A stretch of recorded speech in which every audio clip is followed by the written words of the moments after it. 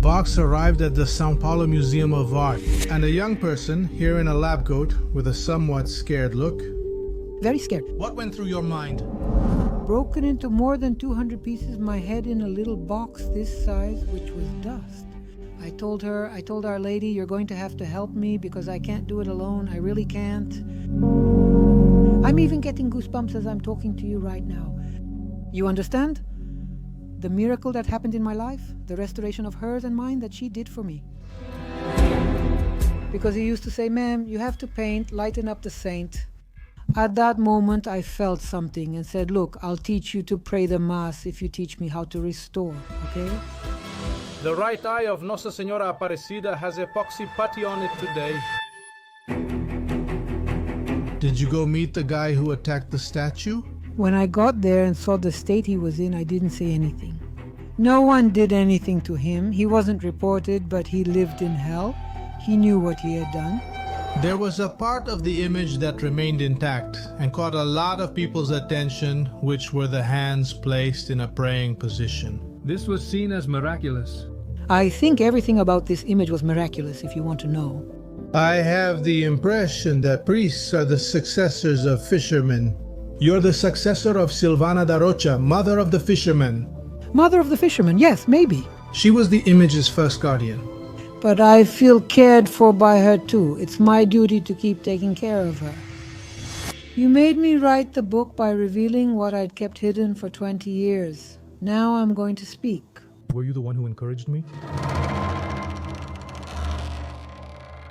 The episode is already starting, but before that I wanted to give you an important message. 80% of the people who watch Emtrezatos are not subscribed to our channel. It's so important for us and so simple for you. You just have to click the subscribe button and that helps us a lot. Thank you. Please subscribe now. And if you want, share it with someone you think will enjoy the episode. That really helps us.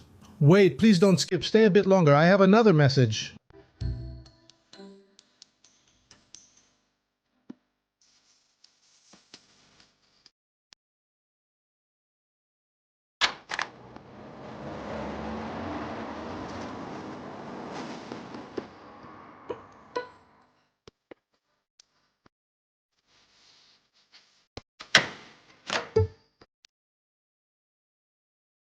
Right after Aparecida was destroyed in 1978, when it was attacked by a young evangelical who hated images, the priests of the sanctuary said that the little clay saint had broken into 3 pieces.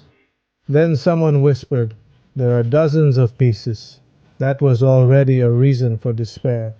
Later, however, when the tragic truth finally came out, it was discovered that there were more than 200 pieces. And countless grains of a certain sacred dust had been swept from the floor of the basilica.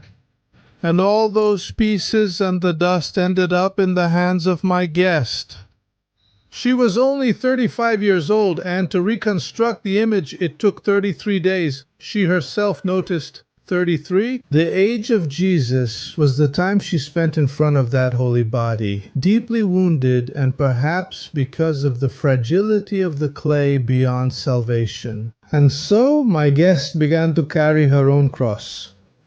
That's right, she was given the extremely difficult task of bringing back to life the greatest symbol of Brazilian faith, and she did it masterfully. In today's show, you will see a complete testimony as detailed as possible with new and exclusive revelations about the image of Aparecida. Maria Helena Chartuni, you may come in.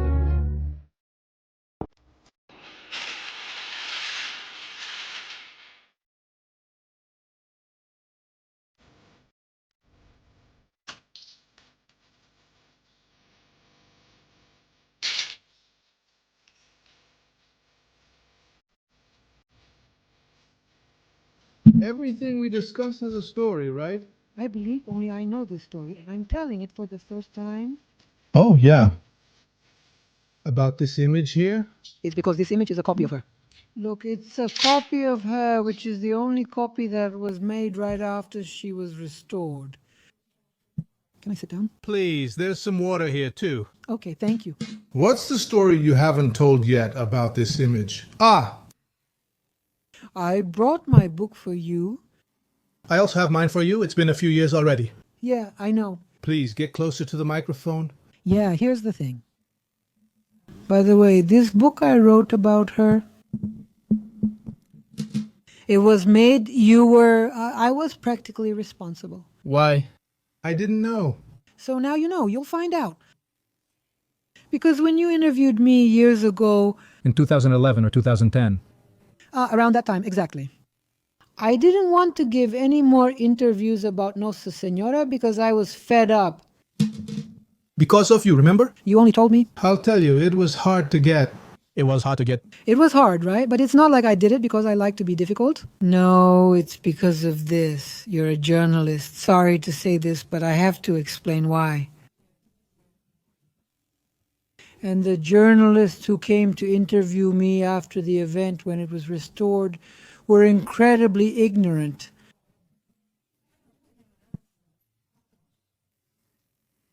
About everything. Everything. I'd say something and they'd laugh. That's it. I'm not naming the network. The reporter was the first to start finding things funny that I don't even know what he was laughing at. After a while he asked, "What era is she from?" I said, "From the 1600s." He asked, "Before or after Christ?" Probably before. I said, "No, the conversation can't work like that, you know? It can't." I didn't answer. What? Then you started getting mad. I started getting mad. Getting. No, because I'm tough. You know me a little. For me to get mad, it takes a while. But why? Doesn't it take long? No, it doesn't take long. Like, I'll tell you, I can handle certain things. Now, here's a dumb question. When you're going to interview someone, at the very least, you have to know something about who you're going to interview. If I were a journalist and had to interview a doctor, I would have to know at least a little something. And not say this nonsense, you know. That they told you? They told me. I said it's impossible. Wasn't it just a no? No, there were several. So all the journalists, with rare exceptions, would say things like that. And you were responsible. I'll explain to you why.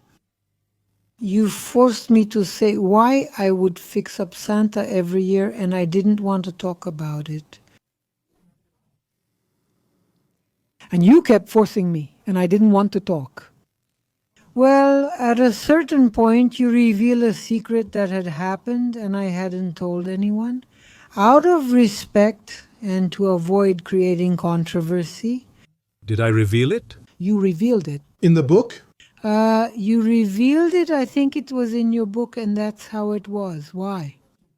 This image?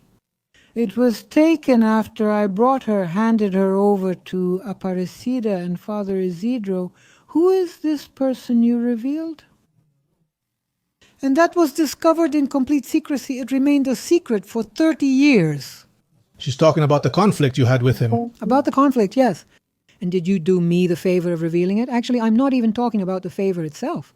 It's not irony. No, now it's true. So what did he do?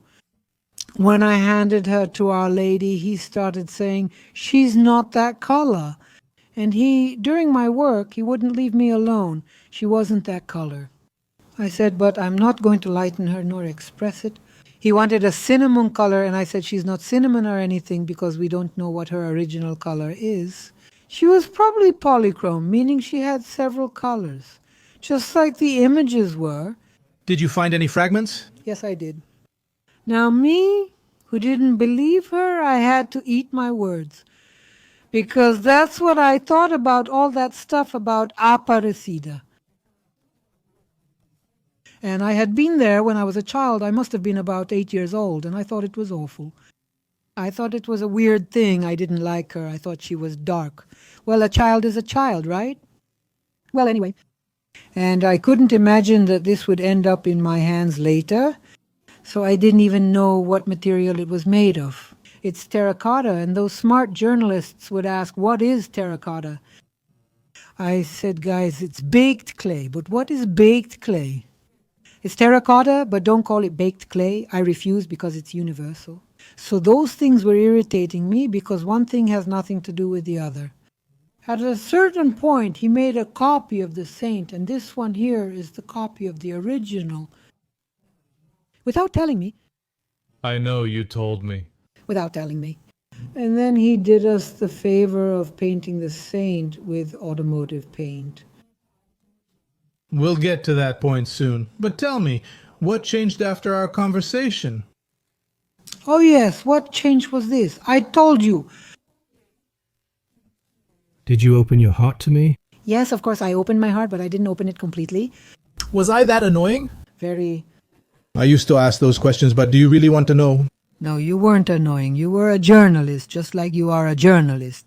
And journalists have this habit, you know, Of wanting to know everything. of wanting to know everything. And he doesn't publish everything you say. He publishes his view, not yours. Didn't I publish everything you said, ma'am? No. You published more than you should have. More. Because I was hiding the secret that she had been repainted. But you didn't ask me for the secret. But I didn't tell you anything. You found out on your own. Well, I had other sources. I know. That's why I'm telling you. You understand? I didn't say it myself, but when it was made public... My living and dead sources. I know. Because when it was made public, a group of priests started attacking me over the phone as if I were a murderer. They insulted me even more. You didn't have the right to do that. They insulted you. Oops, but I said it, but it wasn't me who said it. It wasn't me who said I figured it out. I've been keeping this for almost 30 years. It's about 30. Anyway, I've been keeping this for over 20 years. More than 30, right? At that time... It was already more than 30, yeah. Yeah, and I'm keeping this here. So I don't tell anyone. I go every month, every year to do the maintenance of the saint. And I didn't say anything. I just want to do a favor. And the priest couldn't accept it, until he calmed down. I say, oh, never mind, I was like, but Father, I don't know. I swear to God, I don't know or remember his name, and I don't want to know. It's about love. It's better not to know. No, I don't want to. He must be dead. And I got really mad. I said, come on, but Rodrigo could have told me he was going to do that. I said, he shouldn't have made it public. At least he could have told me, because I would have yelled at him, not at myself. They didn't yell at me, but they complained. I don't know, but I can imagine. I said at least he'd be responsible, not me. Why didn't I tell? I didn't want to cause controversy since it wouldn't change anything. The decision was already made. But it changed. No, now we know the story. It changed for me.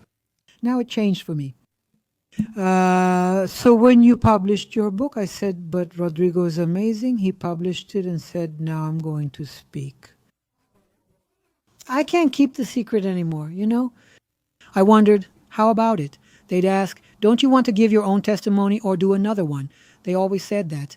Who said that? The sanctuary priests. From the sanctuary, I thought everyone has talked so much already. But then I decided, you know what? It's time for me to tell my true version. Because I say one thing, the journalists publish something else, I say something else, and they change it however they want. I want to be sure. Was there something I published that you didn't like? Not that one from you about them repainting the saint. It was just some information? Right, but you weren't supposed to say anything, did you? I said, well then, it's not my responsibility anymore, and I'm going to tell how it really happened. I'm going to remind you who one of my other sources was, so you can be a little calmer with me. No, but I imagine it must have been a priest. Dom Pedro Frey was the one who called you. Dom Frey. But Dom Frey? He reported the call. He was alive. I know Dom Frey was a sweetheart. Because he was the one who came looking for me at the museum where I worked, at Museo de Arte de São Paulo, and said, look, the following year, just look at these coincidences. It was broken, I think, on May 30th. Well, now I can't remember the exact date. On the same day the following year, May 16th, 1960... 78 it broke. 78, it was broken. On May 8th, it was delivered to me. And it was the priest, Father Frey, Dom. We're leaving soon. I wanted to go shortly, but I want us to follow the chronological order. So let's do it, but I can do it too. Do you want to speak first? Just let me finish this part. Let's finish. What has changed? Here's what changed. He arrived a year later. It seemed like it was something planned in the same year, 79. May 18th, 1979. With a new color. That's right. He said, Maria Helena, we need to talk to you, but it's something that has to be kept top secret. What happened? Did you break it again? No, worse. What could be worse? If it breaks, it can't be fixed. I said, what could be worse? Father Isidro repainted the saint. This is one of the copies he made. It's there with me. And then he painted it with automotive paint. I said, no, you must be joking. There's the brown one, which is this one, and there's the gray one, which is the base of the car. And that's how it was. I said, no, you must be kidding. That's not possible. He said, no, Maria Helena, it's true. Just don't tell Professor Bardi, for God's sake. Nobody can know. I said, okay, then I'll go there. On the weekend, you leave it set aside for me in the place. And I'll go. My parents were alive. I said, come with me. And in fact, it was still at the old basilica because the new one was still under construction. They set up a room there and covered her with a white cloth. When I took off the cloth and saw that, I almost had a heart attack. Then I just stayed there. My Arab temperament. Lebanese origin. Lebanese origin. It went up there. I used to curse him, all with my name. I want to reach that point, but I want us to go together. Will you join me? Let's go. I'm going to make you an offer. Go ahead. Let's save this image. All right? This one won't break. Relax. And are we going to go back in time? Let's go. My proposal is for us to go back now to 1978. I wanted to reenact the scene with you, yes, because you are the key witness of that moment. Exactly. It started like this. A box arrived at the São Paulo Museum of Art. Not exactly. Before that, I need to say how it arrived at the São Paulo Museum of Art. Because when it was broken, the priests stayed. They didn't know what to do, you know, who to give it to, who not to give it to. They came to the conclusion that they should talk to the Vatican Museum because Dom Duclesio Redig de Campos was the director there. Brazilian? Brazilian. And I had met him the year before, you know, and he had restored Michelangelo's Pietà. So he was someone who knew what he was talking about, you know, and doing. They went there. Can I continue? Yes, you can. They went there to the museum. They spoke with Professor Duclesio, and he said there was no need to bring it. Would you visit the Vatican to talk? No, I didn't go because Duclesio Redig de Campos said there's no need to bring it here. Take it to the museum, talk to Professor Bardi, and he will solve the problem. That was Pietro Maria Bardi? Who was the director of Museo de Arte de São Paulo? Who founded and directed Museo de Arte de São Paulo. He created it. And they called him. He said, I'm going Saturday. He came to me and said, look, I'm heading to Aparecida. And when I arrive, I'll call you. What I decided, he didn't say what we decided, what I decided, because that's how it was. I couldn't go with you, and honestly, I didn't want to. And he just went. When he arrived, he called me and told me to get ready because on Wednesday they're going to deliver the image for you to restore. I said, yeah. And I said, it's very broken. No, you're going to do this calmly. It wasn't him who was going to do it, right? All right, got it? But he didn't know how serious it was either. He knew, of course he knew. He had seen it, of course he knew. It's just that he wasn't someone who made a big deal out of things like that. You know, talking, I don't know what. No, he solved the problems. He was a rare, calm Italian. No, he wasn't calm. He was a rare Italian. Because he was a person with a mind this big, open to things. And adventurous, and a very intelligent and sensitive person. Otherwise, he wouldn't have put together the collection he did. So he wasn't that typical Italian. He didn't take things like that, so lightly. He didn't make a fuss. Okay, there's a problem. Let's solve it. He later said it wasn't serious. No, you're going to do this calmly, but you come here and still tell me something really funny, right? Would you please not come wearing those colorful clothes you always wear? I asked, why must I wear black? Because I don't think he thought that priests only wore black. So he didn't want it to stand out. I said, okay, no, that's fine. I'm telling this as a bit of folklore, but anyway, it wasn't a joke. And then they arrived. They put it on top of my marble desk, which was huge. I don't know if you ever got to see it. And that's exactly it. Exactly that, exactly. Here, ma'am. Me? 33 years. 33, Christ's age. How long at Museu de Arte de São Paulo? 35 years. I had written down 33. You Wrote down 33. Our first interview. 33? That's how I wrote it down. But that's okay. Wait, let me do the math. I think it was 1,978? 7, 8. I'm from 4230 and 35. 35. 3 priests and the archbishop were present. Plus the archbishop, there were 4. And a young person here in a lab coat with a somewhat scared look. I was terrified. I wasn't just a little scared. I was really terrified. What went through your mind? No, I looked at that. When I opened that box, I said, help. What am I going to do? First, I didn't believe her. At first, I didn't think it was all that. I didn't know the material. I saw it was terracotta. Okay, up to that point, everything was fine. Broken into more than 200 pieces. The head in a little box this size, which was practically dust. We don't intend to redo it, but just so people can follow along with us. Exactly. Did you see a scene that reminds you a bit of this, ma'am? Yes, it does. This box here would be the head. It's more or less like that. So this... Tiny pieces, the head, right? Like these crumbs here, yeah. There were even smaller crumbs. Well, okay. And when I saw the pieces, I said, well, I can handle this. I can get up to the neck. What did you do, ma'am? Can you show me? You started picking them up. No, I didn't pick up anything. I didn't touch it. No, I didn't touch it. I just looked and imagined. There are pieces you can make like this, up to the neck. I remember there was a really big one, right? Even a bit bigger than this one, right? Exactly, the base. It's the base. And then did you start putting it together? No, it wasn't right after. First, we did a big study, Bardi and I, and so on. Here, by doing it this way, we don't do things immediately. The photography starts. You start discovering the pieces. We had to classify the pieces. This is the base, so put the base down here. This one belongs here. Put it here.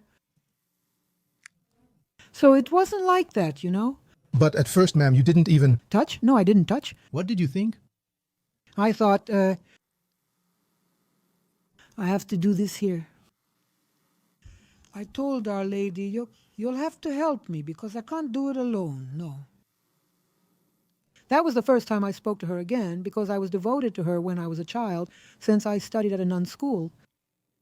Later, in my teenage years, I became a moody teenager, like every teenager.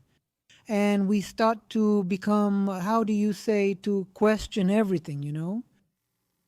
And I put it aside. I became indifferent. But there was that shock because I have to go back a little because I think I was spiritually prepared for this. For this moment. For now, I'll explain why.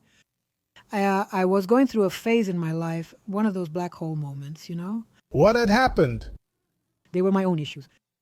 And I was very upset. So because we get into a hole, get out of the hole, get into the hole, get out of the hole, and that was my phase of being in the hole. Just to understand, a hole in life, personal or professional? Both things. So I was like that, kind of pessimistic, but some things would come to my mind like that. Watching television, whatever. Someone would say something to me or I would hear it. You're going to take part in a very big party and they're going to be very happy with you.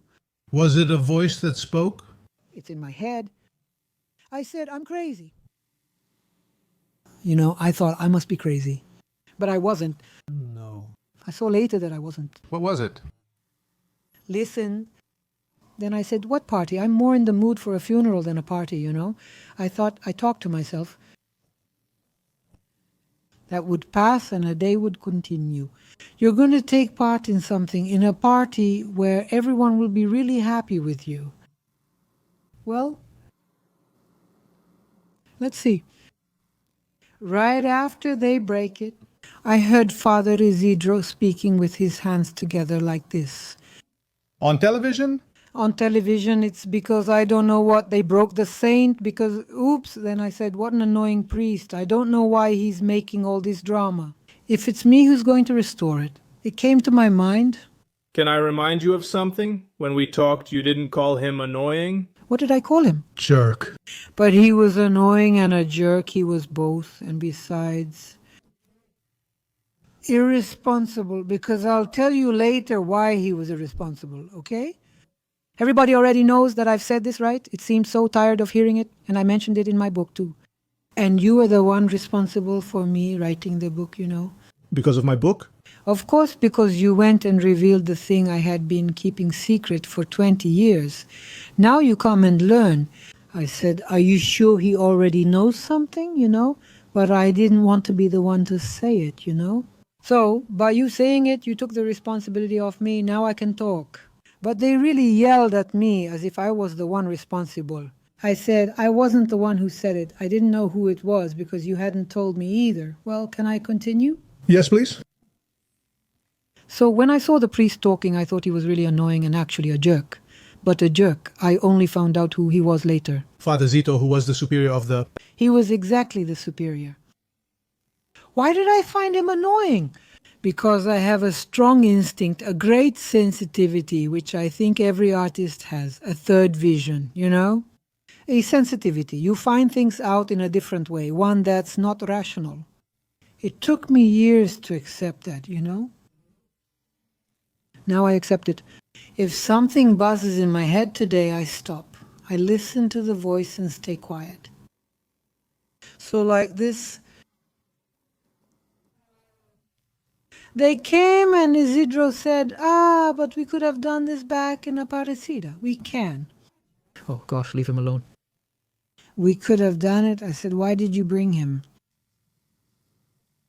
If you could do it, there was no need at all for him. He wanted to do it. Of course, I found that out later. The Sanctuary Diary makes that clear. Yes, because they talked, then they got furious with him.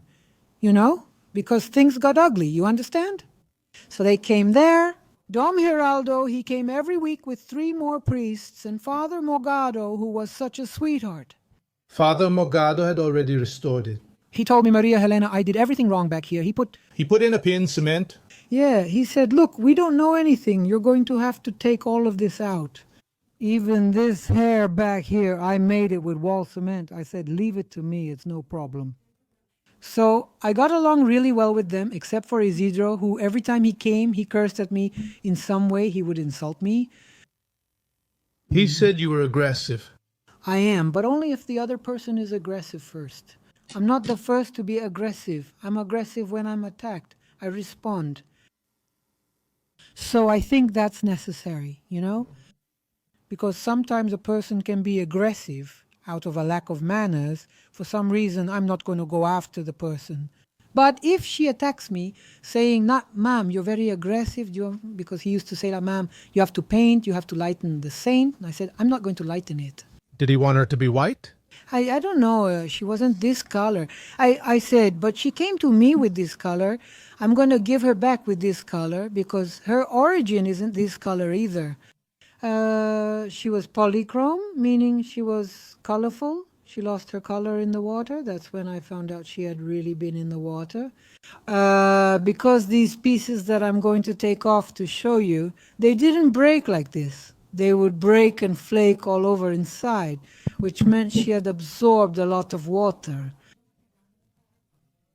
Do you understand? If you broke it, it broke dry. You are... It broke dry because it's new clay. Exactly. Now that one didn't? All the parts were all flaking, meaning it had gotten water. Can you estimate how long it was in the water? I don't know that. It was a long time. I don't know how long. I have a calculation in my book which is from the construction of the chapel. Do you say that? It would have been in the water for about 5 years at most. It could be nothing or a week. No, a week, it wasn't even that. No more than 5 years. I don't know, Rodrigo, if I tell you it's 5, if it's 10, if it's 1, I don't know. I just know she stayed. It's already a miracle to catch that in that huge river. And to find the head? A kilometer ahead, you know, the body. I can understand because it's big. I mean, big up to a certain point, but it is. Yeah, but on the same fishing trip? Both, but on the same fishing trip, a kilometer ahead. To find such a tiny head? Do you still doubt it was a miracle, ma'am? No, not just because it's a miracle in my life. I'm even getting goosebumps as I'm talking to you right now, you know? It's a miracle that happened in my life. I have to talk about it. That's why I wrote the book, to talk about what happened to me. And the title of the book is The Story of Two Restorations. Her restoration and mine, the one she did for me. Do you understand? What was your restoration? She made me spiritually whole again. Why? With all these experiences I had during her restoration. When I would pick up a little piece like this, so tiny, just this small, it was here, it was... I didn't glue it immediately. First, I would say... I would find it fitted in. I would fit it in, find it, and put some tape on it, you know, to make it transparent. Say, this piece belongs here. The first image was this one, right? The first image was this one. So like I told you, how far would I get? Why did I tell you I would get up to the neck? Why up to the neck? Here! Yeah, no, that's already the part. It's already a bit more put together. Already more put together. No, it's not put together. It's a detail of this part of the neck. Seeing her like this, I said, I can get this far. Of course, but this part, I don't know. This was the head. Which was something like this. With that right there, exactly, this was the head. I said it there. Small crumbs and bits. Tiny here. This piece you took was huge. Never. This one wasn't even on my mind. You can't imagine this size. I'll even take it out. Maybe this size was on my mind. Oh, yes, several. Some even smaller than this. Micro pieces, and tiny dust crumbs and... Tiny crumbs, the dust. Later, I'll tell you what I did with it, okay? So, it was like this, so I was right to say that I could get this far. It was big, of course. The rest, as I said, can wait. And I went little by little. We were doing it like this, classifying the pieces. This piece belongs to the body. This piece belongs to I don't know what. Then the base, so there was another one, easy. They were the two biggest pieces there were, so you just had to start from there and then go up. Was that the sandbox you used, ma'am? This was the sandbox. So you had to go into a sandbox so she would stay still. To keep her still, I had to glue these two parts together, right? Glue these two parts together. I glued them and had to wait for the glue to set, you know, because the glue I used... Hold off for now. I want to discuss the glue soon. The glue story is great. Oh, that's right. You brought me here, they brought me here, and I was very interested in getting to know your tools. That's right. I brought you exactly, you asked. Move this to make room and show us. Exactly. Let's go. He asked for an additional image here. Okay. There, I want to make a mess here on your desk. Go ahead, the desk is ours. Ah, okay then, let's go. Here, that's it. I'll see you there. Ah. Here. I see this. Here is my surgical box, which I go there for every year. This is the one you always take, right? I always take it. Let me... Put it here. Is that okay? You didn't want to, of course. You didn't want to know that I used it. That's it. I'm curious, but don't show it here yet. Keep it. No, leave it. Leave the cheat sheet there. So I'll take what I used back then. I keep repeating myself. Can you show what the tools are? I'll show the paint I used.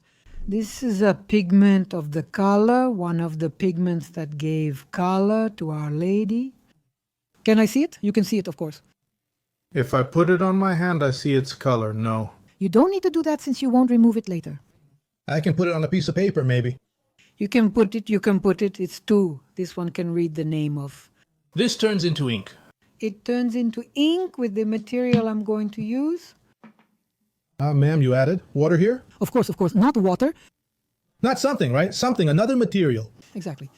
And it's together with this one here, which is sienna earth, burnt sienna earth, which is this one.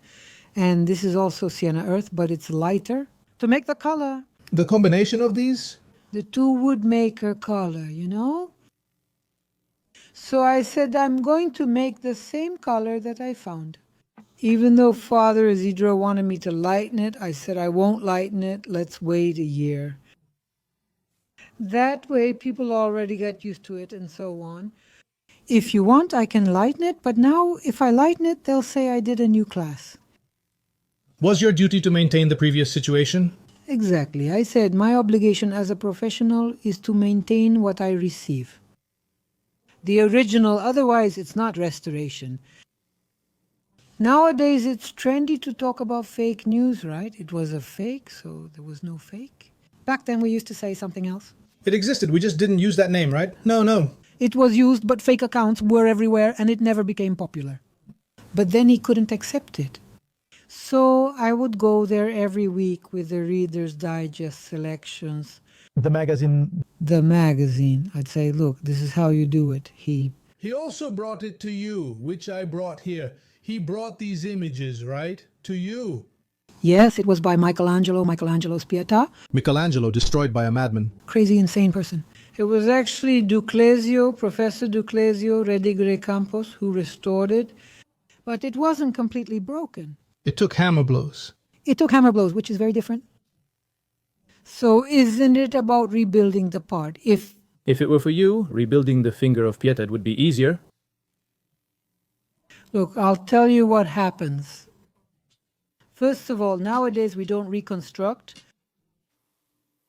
We don't redo it. We do exactly this. Leave the flaw, to show the history of the work. Exactly. It's part of it. The thing I couldn't do to her because she's an image of worship. So did you go against the rules of art?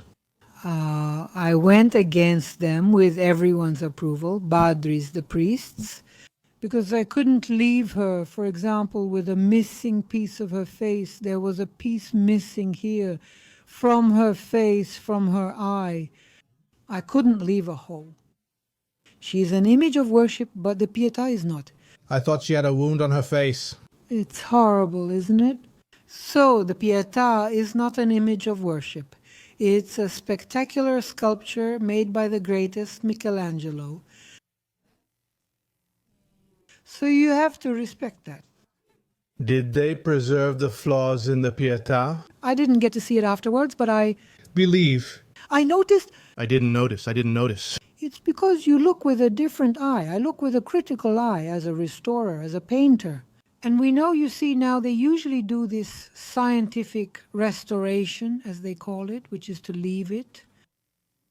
Nowadays, nobody does it anymore, you know. So Right? for me, it was a religious image. How could I display it with part of the face missing? I have an image that's a bit shocking. Let's see. Let me bring it here. Well, is this more or less what you wanted, ma'am? That's exactly it. How could I leave? Come here, an image. This was glued on, right? It fit, but this wasn't here. It didn't have the eye. No, it didn't. Right, it didn't have it. It never showed up. It wasn't. Either it was stolen or it was smashed. I don't know. Our Lady of Aparecida's right eye vanished. One of the eyes on her face, the right one, disappeared. And we waited until the last day. They were giving, let's say, warnings to the community. Look, if someone returns it, nothing will happen. You can return it normally. But they didn't return it. But could someone have stolen a piece smaller than this one? They stole it? I think they stole it. Because they considered it sacred? They planned to keep it because they saw it as sacred and wanted to use it like an amulet. And they certainly did. And they probably did. Whoever did it must have made an amulet or sold it. That's also it. Do you understand? Because if someone comes and steals a piece of a saint you are devoted to, an original saint, she is not doing an honest act. Even if she makes an amulet for herself, she will either sell it or give it to someone. She will take advantage of that in some way. Do you agree with me? Of course. So I'm trying to reason. What fell upon her was a curse, maybe, right? I hope so. Now I'm trying to reason with the person who did this. That she won't take the thing and go, there's something she won't do. Thank you. Yes, an amulet, probably. Probably. Or sell it to someone to make money. I don't know. I just know it didn't show up. Thank you. The right eye. Disappeared. The right eye disappeared. The right side of the face disappeared. Will my right eye cause future problems? No, I'll explain to you why. I think it will. No. You mean why I redid it? I'll tell you later. If you have something new to say, go ahead. It's in the book. You already know. What should I say? No, it's not you speaking. Who is the one who speaks? It's because Father Isidro wasn't satisfied with the eye you made. Can I read it? It's in the priest's diary. Yes. Let me just remember what they said.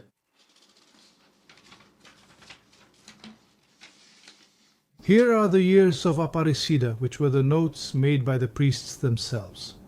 Superior Isidro found a flaw in the right eye of the statue, and he himself restored it with great effort, wearing down his nails until they bled. But he didn't. Was there no flaw? There was no flaw. The flaw was this. Let's finish telling the story so you can understand what happened. He used to come there weekly with his little hands like this and selections in hand.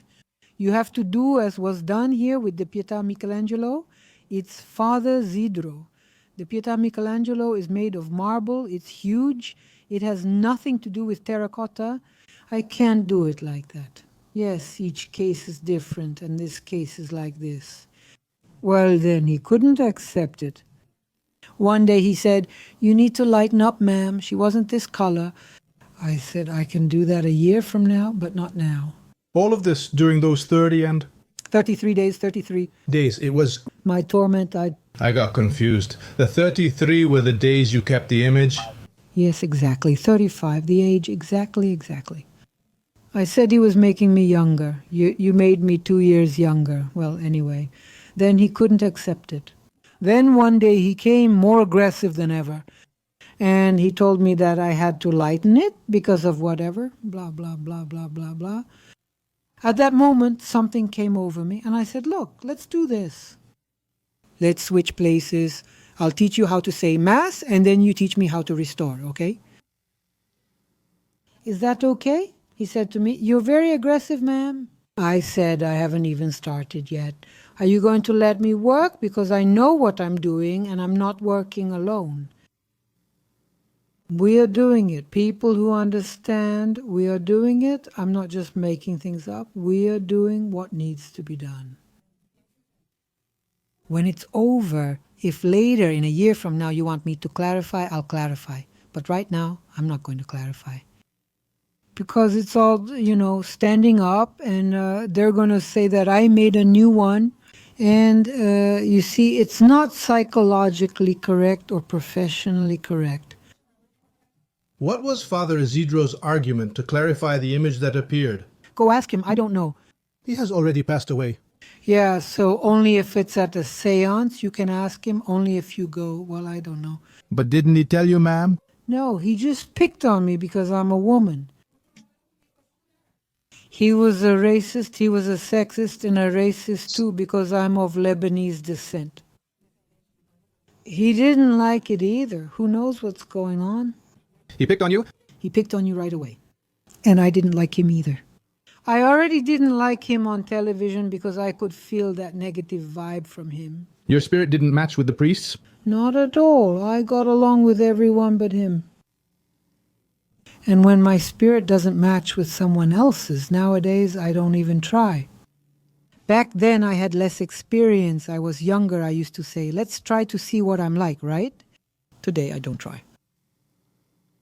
I say no. If the little voice inside me says no, I obey. So, Was it 33 days of torture?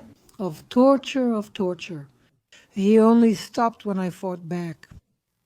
Did you yell at him? No, I spoke calmly, just like I'm talking to you, but just because I spoke up. You will teach me how to restore, and I will teach you how to say Mass. We are going to switch roles. It was an aggression. Of course it was an aggression. There was no need to shout, you understand? And it was... The real goal? That was the goal. You shout when you're wrong. I was completely right. First, because I was doing something for free. I hadn't been asked. Didn't you get paid for that work, ma'am? Nothing. I still do everything for free, and I do it for her. I would do it 1,000 times for her because she changed me, you know? That's something personal to me. I decided to talk about it in the book because I felt I had an obligation to speak up.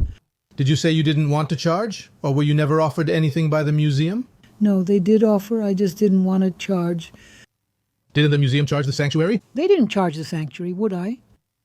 If the museum is free, Me neither. I'm not going to charge either. Although Dom Geraldo said, no, Maria Helena, you set your own price. I said, no, it won't be like that. I don't know anything. I'm not going to charge. But you got a gift.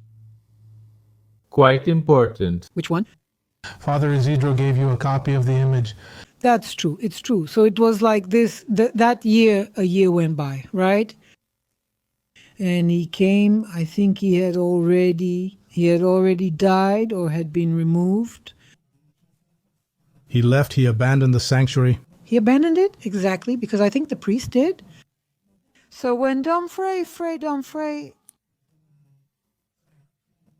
Took over his position.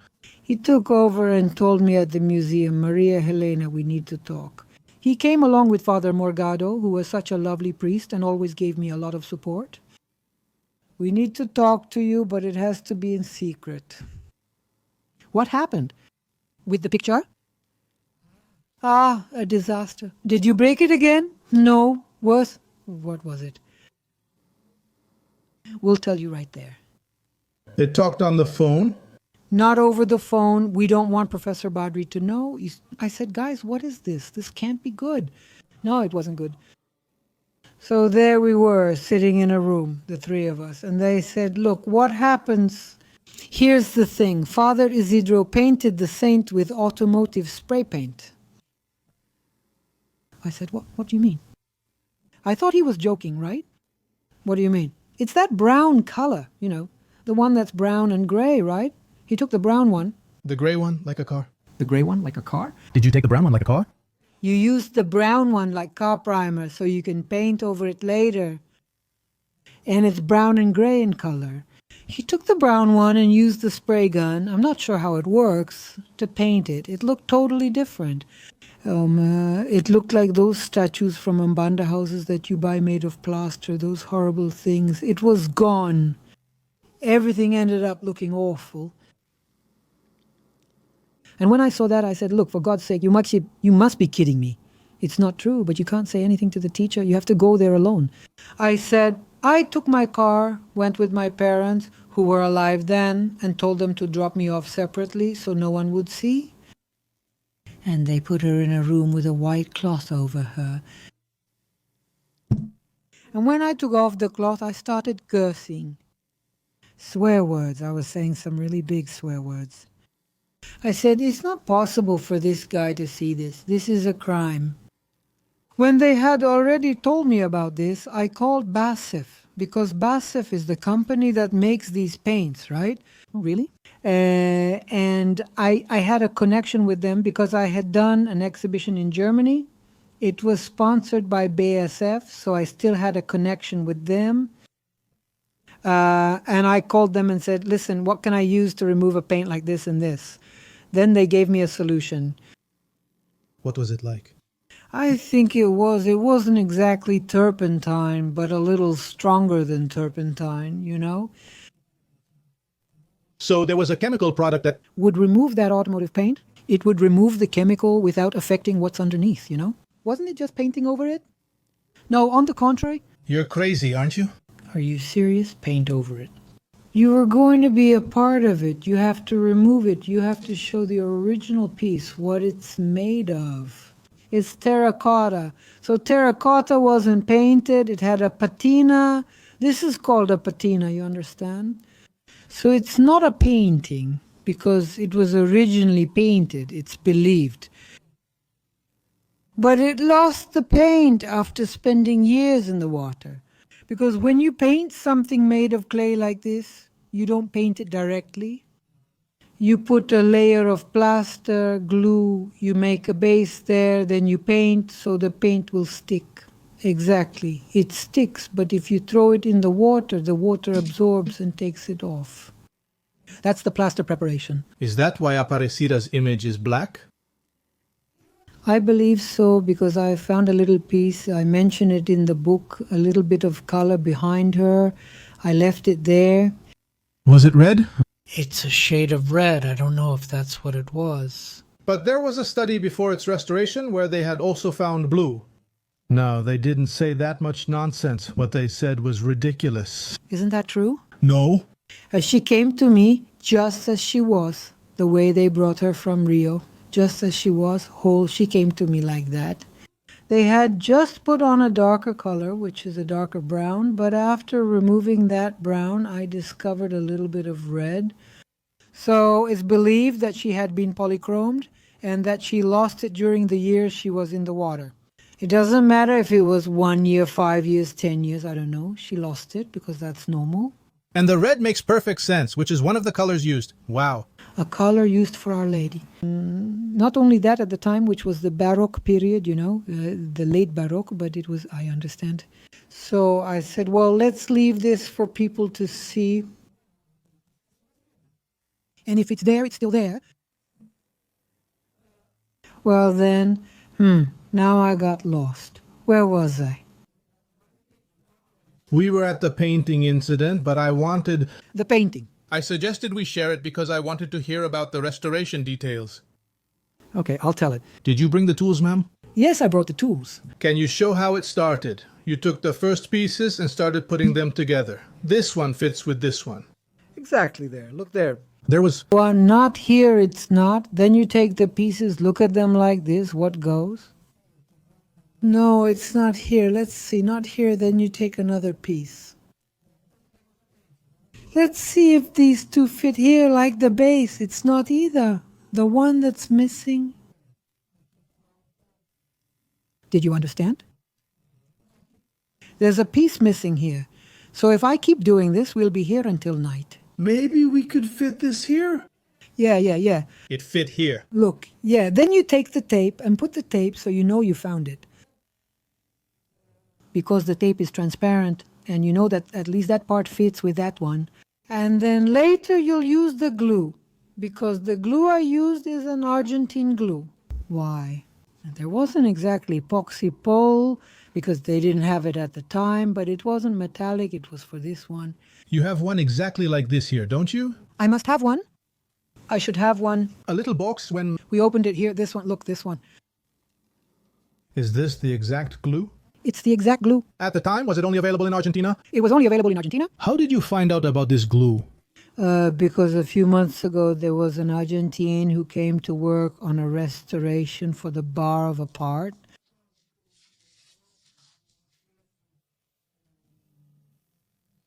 You told me Greek vases. They were probably Greek vases. He restored them, and very well, by the way. He was an excellent restorer, and I learned from him. I said, wow, that's an interesting glue. He replied, it's from Argentina. You can only get it there. It's really good. He restored it perfectly. What did the Argentinian glue have that the Brazilian one didn't? There's one thing. We don't have it here. Durapox had it. Aroldite had it. I don't know what else. A bunch of glues. But Aroldite, 10 minutes to glue. I couldn't stay 10 minutes holding a piece like this. Each one of the pieces? Each one. And then it wouldn't stick, The other one, it would stick and then come off. Everything like this, including this. I don't know. I've never used Loctite.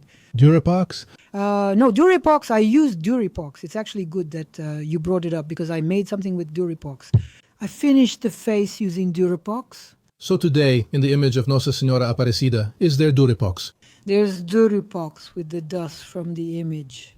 Because everything I used, even the glue, this one here, epoxy pole, I didn't waste even the dust that fell from her. Since it's a sacred image, I used it in the glue and glued it. Just so we're sure, does the right eye of Our Lady of Aparecida have Durapox today? It has Durapox and the dust from the image. Was the original eye lost? The original was lost. And how are you sure that I was the original one, exactly like the one you made? Here's the thing. I tried to make a copy, to make a mold of the eye, let's say a mold from one of the plaster copies of Nossa Senhora. Like this one? Like this one. But it wasn't like this. It was a plaster copy, just plaster. It wasn't even painted. And the bronze one, I tried to do it with one of them to see. But when you make a copy, it's never the exact size. The bronze one is even worse because it shrinks. So I tried to take it from the plaster one, it didn't fit. I took it from the bronze one, it didn't fit. I said the best thing here is to use the copy as a mold and do it by hand because I'm a sculptor too. Did you make this little eye I'm seeing? No, this is the one on the right. I got confused. It's right, you're showing left. I'm saying you're showing the left. The right one is the other one. This one? Yeah, is this the one you made, ma'am? That's right. For me, this is the left eye. It's not the right one. Is it? Here it's the right one. Over there it's the left. Now, if you look this way. Did you do this eye here, ma'am? Yes, I did. Yes, I did. I made it. Does it have your artist's touch here? It's just that I'm not exactly an artist. It has the touch of a craftswoman. That's what it is. I copied exactly what was on the reference image, you know. The bronze copies have a plaster copy. That's exactly what I did, because if I had tried to make the mold, but it didn't fit. Because the image, when it's made in plaster or in bronze, it becomes bigger or smaller. A millimeter difference in an image's size makes a huge impact. It won't fit. In our 2011 interview, you said the original clay one had expanded. Is that true? No, not expanded. There wasn't any expansion? No. No, or when it broke. No, there was no dilation. No, dilation, no. I must have said something else that you... In some other image, then was it dilated? No, I think you got it. I must have told you. That the image, when they made a copy, it changes the size. The size, that's probably what I told you. It gets bigger or smaller. I mean, it doesn't fit. I see. I didn't have the original to make the mold, you know? So what did I have to do? I'll do it by hand, because since I'm a sculptor, it's not a problem for me. I looked at it and made it. What other part of Our Lady of Aparecida has your handiwork, because there was no original left? None, it was just this one. The face? The face is... The nose too? No, the nose was already there. Was the nose found? No, the nose wasn't found. This whole piece was found. Do you want to show it, ma'am? I do. Come here. This whole piece is heavy, her. Shall we show the image? Yeah, this is the right side, right? I think it was this part. Did you redo it, ma'am? I redid it. Is it around here? That's it. Look, see how there's a piece missing? That's what's missing. Here. That's exactly what's missing. I redid the hand. Freehand, I mean, I used my sculptor's talent. How do you feel having your touch, your work on the most sacred image in Brazil? That's another thing. But first, let's finish talking about everything you want from the technical side, and then I'll tell you what she did to me and what it means. We'll do that in the third one. Act, yes, sir. Let's continue the first act, then continue. The first act, let's go. So, of course, I had to do something. You can't just put her like that, up in the tabernacle, with a cloak and a hole here, right? Yeah, exactly. You see, I couldn't do that. I couldn't show her like that, right? All broken. Like this, she's already complete, or maybe just missing a little, yeah? To get the collar right, because I couldn't leave her with all those white plaster patches, you know? Exactly. How could I leave her like that and put her by the mantle? No way. So that's another thing we had to do. It couldn't be a technical restoration like you do today. When you restore a painting or an image, you leave it exactly visible. What happened? happened. You don't plaster it, you don't pretend, you don't repaint. But you left it. There's a little scratch back here and you kept it. Why? No, that's not a little scratch. It's because, here's the thing. This here was a copy made with... Give it here. Because I have it here too. I have a facsimile that exists today in the sanctuary, which is this one. Look. And it has it too. Let me see. It looks like it has it too. No, it doesn't. It does, but it doesn't have it. But this one is a copy. This one was from the original. They made a mold of it. Is this the copy of the original? From the original. They made a copy. Let's say this is the original. You didn't need to give me a gift. Thank you. I'm very grateful. You're already understanding. I like it. So this one here is a copy of the original. To make this copy, they have to make a mold. That's where Isidro comes in. Why did he paint the saint? Because he wanted to make a copy. He wanted to make a copy. And he also wanted to use the color he thought it should have. Because Maria Helena didn't know. Maria Helena knew nothing, he said. Nothing. So I needed his support, you know, and he wasn't willing to give it.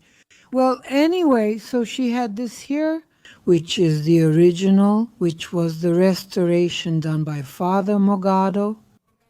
He did her hair up to here and told me, Maria Helena, it's horrible. I use cement and don't know how to do it. Take all of that off and redo it.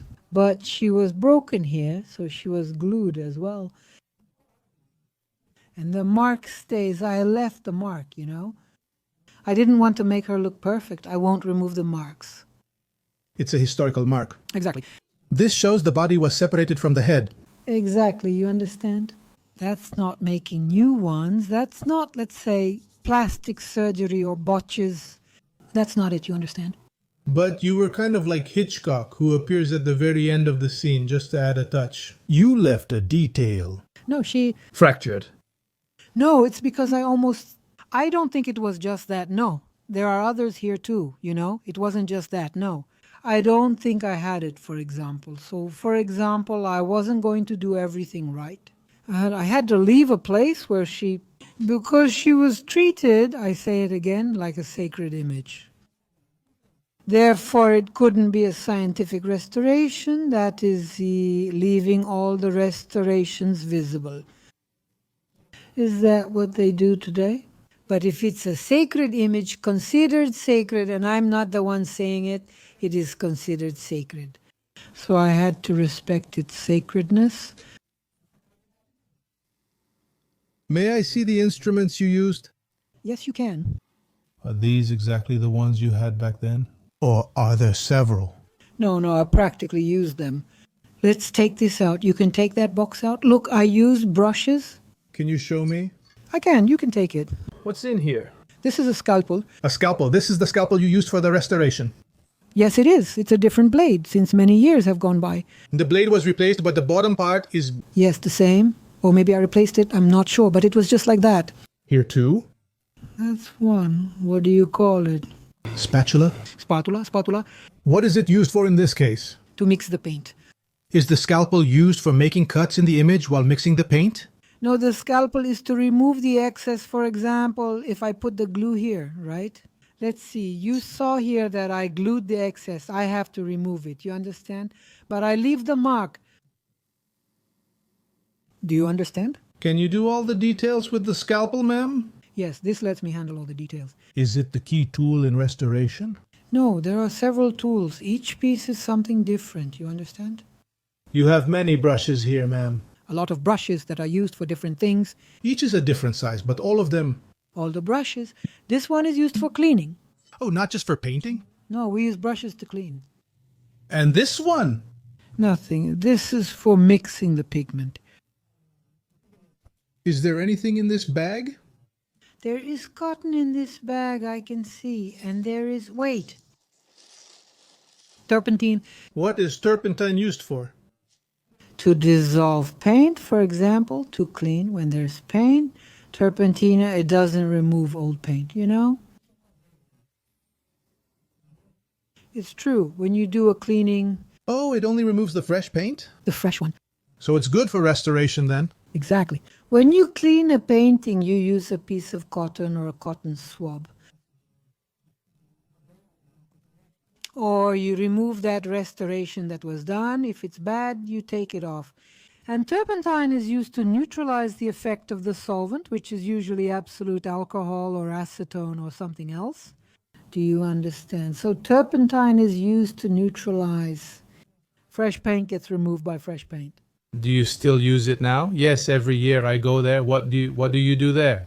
I look at what's there. Now, if there's nothing big left to do, Because it's inside a safe. it's inside a safe with air conditioning. The safe lid is 6 centimeters thick. Everyone came to talk to me about that. What had to be done to protect her against attacks, crazy terrorists. That one was a madman. Today there are other kinds of madmen, more dangerous. Because that one was an unfortunate man. In fact, he died by committing suicide on the Dutra highway. Do you know how it happened? Not really, no. Very close. He closed his eyes and went, Rogério Marcos. Rogério Marcos, Helena de Gramont, whom you must know or must have met in person. By name. That's right. She did it with me, I think in 1990 and 8, something like that. She did a fantastic job with me because she was with me from the very first restoration. And she said to me, Marina, you have to do it. You do it for me. I do it because she was always nice to me. And she took me there. Oh, you're going to meet the guy, because I didn't know him. Did you meet the guy? Listen, she said, you're going to meet him. I'm going to meet the guy. Don't say who you are. You're going to meet him and you're going to try to talk to him. I said, look, I didn't know he was schizophrenic. Let me get this straight, ma'am. You went to meet the guy who attacked the image? One of many things. We went to do a big report about Aparecida and her restoration. And one of the items, she wanted me to meet the guy whom I didn't meet. The criminal and the savior. Exactly. The saint and the bandit, but I didn't know that's what it was. So she put the microphone on me here and said, go to that house. I said, look, what am I supposed to do? Don't say that you want to talk to him and all that. But when I got there and saw the state he was in, I didn't say anything. What was his condition? Like a poor wretch, Was he using drugs? He used, I think, everything, He was schizophrenic, and I don't know what he used. He wasn't normal. Do you remember? It was São José dos Campos. São José dos Campos. He answered me, and I said I wanted to talk to Fulano de Tal. Rogério Marcos? Yeah, I think so. I didn't even know his name, and I hadn't even seen his face. I said, look, I'm Maria Helena. That's all I wanted, to introduce myself as Maria Helena, nothing more. I wanted to talk to Rogério. Oh, he doesn't even live here. That guy gave me a lot of trouble. I can't stand him. He still bothers me all day, even though he doesn't live here anymore. But is it Rogério himself talking? Yeah, I realized it was him. Then I said, she told me, keep insisting. So I insisted one more time, and he kept saying the same thing. Then I looked at her and said, it doesn't end here. Nah, I'm not going to play that role. You're not going to put me as the little saint next to the little thug. No way, I won't play that role. I will. You were. No, I told her, and she said, oh, okay, Maria Helena. Didn't they use those images? No. Was that never shown? No, it was never shown. Are you sharing another secret with me? I'm revealing a secret to you. Because she was at least smart and sensitive, And I only agreed to do that documentary with her because I felt her sensitivity, Although she knew nothing about restoration, she was still a person. But it was a bit forced to take the lady there. No, of course it was. But she understood the mistake. At the time, she realized she was wrong with me, that it wasn't like that. So she accepted my refusal. I said, no, Helena, if you want to do it, you go talk to him. I'm not going to talk. I'm not going to play the saint. And him, the criminal, since he's already in that situation, he's completely crazy. I'm not going to do that. Was that shortly before he died? I don't think he lived much longer. He died just 2 or 3 years ago. That visit was close. No, it wasn't in 99. 20 years after the restoration? Then she said, it's been 20 years. Let's do a fantastico with you. Do you accept? I said, okay. I didn't really want to give that interview either, but So that recording never aired? Like the man who attacked the saint? No. it wasn't done. I told her, you take it out. If you recorded it, don't put me in. She took it out. She canceled it? Did you regret going? No. I didn't regret it because she listened to me. She was sensitive enough to understand my position. I said, we can't. He's already in hell, and you're still going to poke someone who's in hell. We can't do that. That's a lack of charity. Do you understand? I'm not going to play that role, just because I'm the nice one, because I did the right thing. And each one has sorry, I'm going to say the word, because it's the only one. Everyone has a karma to go through. Maybe his karma is this one, but mine isn't. You understand? So I think we don't have to do this. Did you feel sorry for him? Of course I felt sorry. I felt really sorry for him. And I had already asked to meet him long before that because I wanted to talk to him. In a different way. In a different way, but he didn't want to. He isolated himself. And then this opportunity came. I said, well, I'm going to meet him. But I would never go up to him and say, are you? And I was going to say, look, it was a mistake. I was going to say anything, I don't have a Mother Teresa complex, of telling, but I do feel sorry for people. What did you want to say to him? What I was going to say to him was that you must have done this in a moment of thoughtlessness, but my mission was the opposite. It was to put the pieces back together, But no. What were you expecting from this meeting? I'm saying this because the meeting never happened. There was a meeting, but there wasn't a conversation? No, a conversation, but I didn't say anything because a lot of time had already passed, I wish I had met him back then. No one did anything to him. He wasn't reported, but he lived in hell, He knew what he had done, And was I supposed to go there and act all superior to him? I don't do that to anyone, not even to someone who hurt me. I don't do that. That's not part of my character, So I was just going to talk to him, see if he was able to understand. But when I got there, and this had never happened before, and I arrived with Helena, I saw it right away. He wouldn't let us through the gate. As soon as I spoke to him, I thought, no, this guy, poor thing. I felt something really bad about him. I'm not going to criticize him or ask for anything or say anything. I had a microphone on my back. I just told her, look, so I said, okay, thank you, bye. I turned around. She was behind me. Don't go on. I said, no, I won't play that role.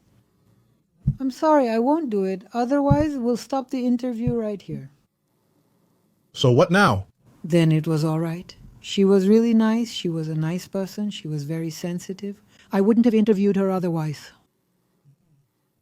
There was a part of the image that remained intact and caught the attention of a lot of people, including Pope John Paul V, which were the hands placed in a praying position. It was the only thing that remained whole. Can you point the microphone towards yourself? That was the only thing that remained whole from her. The hands. It was seen as something miraculous for that to happen. Well, I think everything about this image was miraculous, if you want to know. First of all, I already think it's a miracle that she was retrieved from the water and that I was able to confirm during the restoration that she spent a long time in the water. This here, look, I'm sorry, that's just too much of a coincidence. That's something else. What is it? I think it's something spiritual. Coincidence is one thing. Now, something like this that you find fishing, the fishermen there fishing with that net. Have you seen the size of the Paraíba River? Yes, I've been there twice. It's huge over there. You try to throw a net. I think it's impossible to find, but Exactly. a head and a body separated. Exactly. The head, the body could still be, because it's big. I mean, relatively big. But to find both? But to find both and put them together, I'm sorry. I'm sorry. That's when my change began. The first restorer was Felipe Pedroso, right? Who is Felipe Pedroso? The fisherman. Poor fisherman, poor thing. He restored it, he restored the head. He went. Look, they were wonderful. Because if it were others, they would say, what is this crap? We're going to have to catch fish. and they would have thrown it away again. Not just the head, the body too. That's not what we wanted, because they would have been slaughtered, you know? If you didn't catch the fish, imagine being there for days, 3, 7, however long, and still not succeeding. And they were sensitive. That's why I think it's a spiritual thing, you know? It's not like the spirits, God or whoever, just show up for you. You're going to do this, you're going to do that. No. But spiritually, they guide you. And if you're smart enough to accept it, you accept it. If you're a fool, poor fool, right? Because she's actually smart. You turn your back, walk away. Do you understand how things work with God? He doesn't come down to tell you what to do. Instead, he gives you intuition. That's when I discovered that the intuitions I had since I was a child, that everything I went through in life, so many things you don't know that I won't talk about that aren't relevant. It was just what the Spiritists call mediumship, and what the Catholics call, there's another name they use that I forgot now. Your connection with the divine. With the divine, exactly. We all have it, you know. We all have it. I'm not the only one. Everyone has in some way that connection. There are some who can see, who are lucky enough to see all of this, right? They're already on another level, but we all have it. God didn't make us clueless like that. Because we have the body, which is physical, and we have the spirit, right? Which is what receives communication. Because what is, for example, intuition? Intuition is not a joke. It exists and it's not physical. Even Jung talks a lot about this. He talks about it quite a bit, actually. We have a spiritual side. It's not like Freud, who took the human being from the waist down and that was it. No, he was much more complete. And today, all the doctors are talking people. That's how they're talking. There's the case of Lola, for example. I don't know if you know who she is. No? Well, there's the case of Lola. Father Jadir in Aparecida once asked me, Maria Helena, do you know who Lola is? I replied, who? Lola? Does she live only on communion wafers? How does that work? He couldn't explain. Does she just eat communion wafers? Much more. Worse. If you like YouTube, go on YouTube and look up Lola. And I did that because I remembered the story he told me. Curious, I spent 2 hours watching Lola's story, which goes like this. She was the daughter of a farmer. She lived on a farm in Minas Gerais. One day she climbed a jabuticaba tree to pick its fruit. And she fell like this, sitting down, and broke all this part back here and became paralyzed, you know? So she had to stay in bed and get treatment. Of course, she had family and all that. But during that time, she stopped drinking, stopped eating, and stopped sleeping, and her intuition became huge. And there were lines of people waiting to talk to her, you know? Is she alive? No, she died some time ago. But there's her doctor, who was the son of another friend of hers, and he's still young. And he became a doctor because she told him to. He was 9.5 years old. When she called for him, she said, "You are going to be my doctor until I die?" And he really did graduate in medicine. The boy, the kid, right? So I said, "No." And he replied, "Then how do you explain this?" I had no answer. There is no physical logic. I'm a doctor. I examine her. Every 15 days, she has better health than I do. She doesn't drink, she doesn't eat, she doesn't sleep, she doesn't get up, and she only takes the host. Did you get it? Every single holy day, that's her food. She's not crazy or schizophrenic. Who could live like this? She lived until she was 84 years old. And does Lola's case make you believe? No, Lola's case only proved what I already believed. It just proved it. After I restored Our Lady, so many things happened in my life that I said, this isn't a coincidence. It's not by chance, because... We'll talk about that in just a moment. So don't keep provoking me, because... But it was you who brought it up this time, not me. No, it's okay, but I'm only talking to you about Lola because we were talking about things. We got to Felipe Pedroso, and I wanted to talk about the first restoration, which was at Silvana da Rocha's house. In the very beginning, when they took it from Rio Silvana, who was the fisherman's mother, took it and glued it with something that you have here. What was it? Excuse me. What is it? Beeswax. Yeah, but this beeswax is with turpentine, which is exactly to give it shine. But does it stick? This one doesn't, but the beeswax, together with the cement or sand they put in, sticks. And was that how the first gluing was done? It was just as well, Why? because beeswax doesn't damage the piece. There was wisdom 3 centuries ago. Of course there was, the wisdom.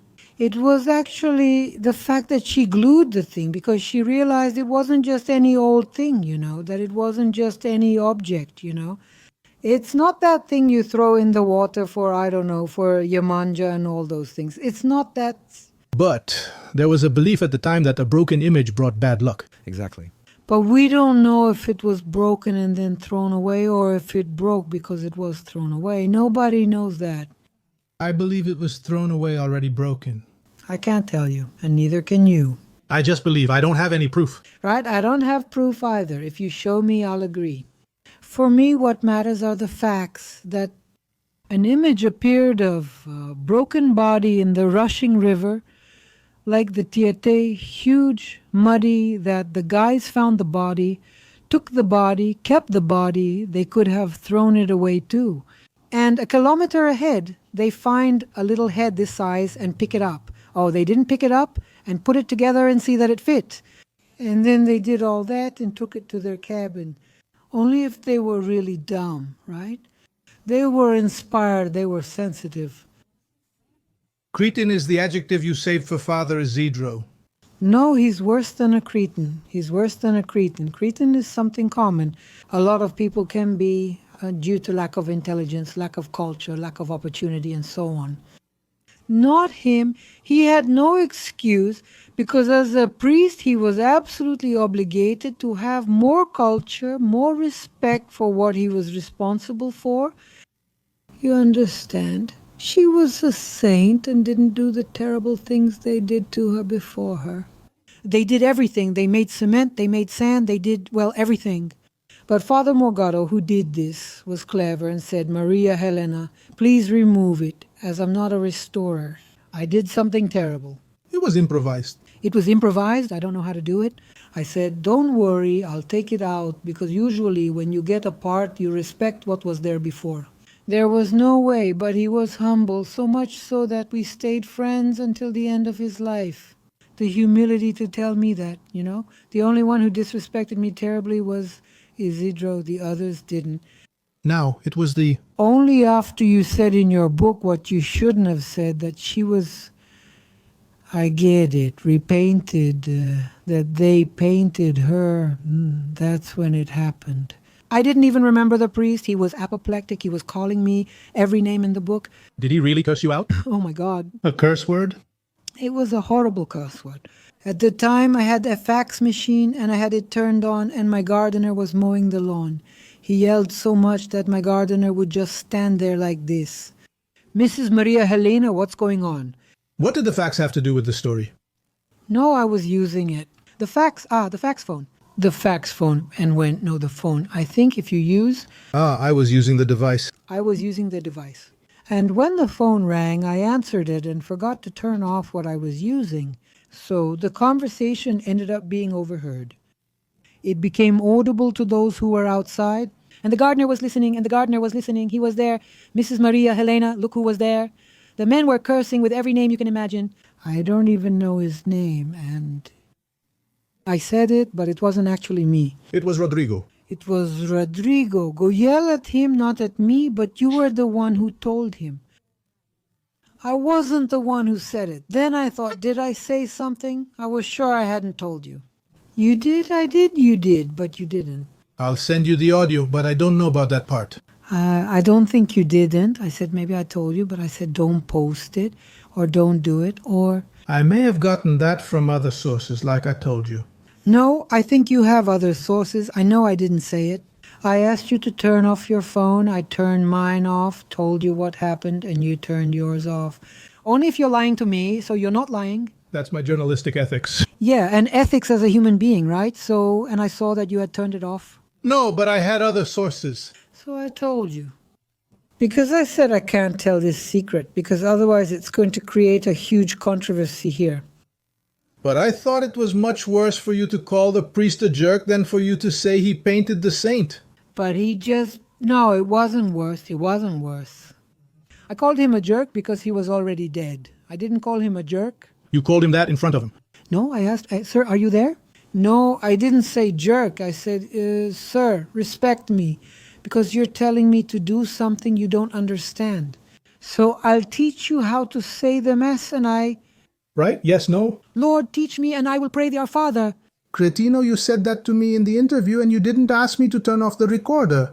No, I asked you not to record. That part of... The part I told you about. About the automotive paint? Exactly, because I didn't want to create controversy, but if... Father Frey created. He did it on purpose because he was upset. And I preferred that it was him who told, not me. Why? It's not that I'm afraid to say things, I'm not. It's just that I would be creating a controversy that was already over. And they hadn't given it yet. I wasn't aware of what they had in their hands. This saint, she really is sacred. She isn't an amulet. She isn't just an image. When you get there, oh, my mother does this. Is she going to leave there? You asked me, but do you believe? That's a tricky question, which I discuss in my book. But do you believe in her image or do you believe in her spirit? And what did I say? Do you remember? You said clay was worthless, I think. No, I told him, do you think I would be so foolish as to idolize a material that I use every day in my work? Of course, it's her spirit. I answered that to you, I'm sure, and you were like, really? I hope you won't say anything. You said it, but that's okay. But it wasn't because of me. It's okay. It was great. I think there comes a time. It freed you from... It freed me. It freed me. And it gave me the push they were asking me for a long time ago to make a report about the restoration. A definitive statement. A definitive statement. I hadn't done it because I thought everyone had already spoken and it wasn't necessary. One day, my ex-brother-in-law, who has already passed away, he said, this was right after it happened with my brother-in-law. He said this to me. We were talking about politics, I don't know what, because he was involved in politics. I said to him, hey, you should write a book about your political experience. He said, no, the one who should write a book is you, because we are going to go through a very bad period in Brazil. And you, by telling what you did with Our Lady, you're going to create hope in people. And did it have that effect? I think so. I said, well, he's right. There's no reason why not. I went to Father Jarder and said, everyone told me to give a testimony, but I never did. So I said to him, look, Father Jardir, I heard someone say this and that. What do you think? He said, you should have done it sooner. And now, get ready. Then I asked him, what should I do? Should I stay on the fence or should I tell the truth? He closed his eyes like this and told me, you tell the truth, so leave it to me. Then I sat at my computer. Actually, I did it by hand because I like to write by hand. He said, get ready, because a lot of things are going to come to your mind. And look at the word holy, because I really did start. And today when I read the book, I say, wow, how did I say that? Those things weren't just mine. When you read my book, you thought the same thing. That's right, but you did something else. I mean, your role was different. You were narrating something. You weren't the one who built it. Do you understand? I was just a little embarrassed, a little shy, a little bit of everything, to be honest. Because if I didn't also mention that all those things happened, later on something would be missing. I think I was the one who needed to have you to tell everyone that she had been broken, and then I get really angry and say, now I'm going to speak up. Did you get angry at... No, I was just like, wow, but he said he wasn't going to say anything. How did you open up? In the end, I was the one getting cursed at, not you. Did you realize later that I had other sources? I was already sure there were other sources. I just didn't know who they were. And I didn't break ethics. No, you didn't break ethics, but you talked, and I was like, wow, but he told me he wouldn't say anything. But it wasn't me who told him, someone else told him. And what was I supposed to do? Was I going to yell at you? Would that change anything? I said it, I used that, he said it. Oh, well, now I'm free. You know, I think that was something from God too. Well, he must have used you, just like he says. And then it sets you free, because didn't Jesus say the truth will set you free?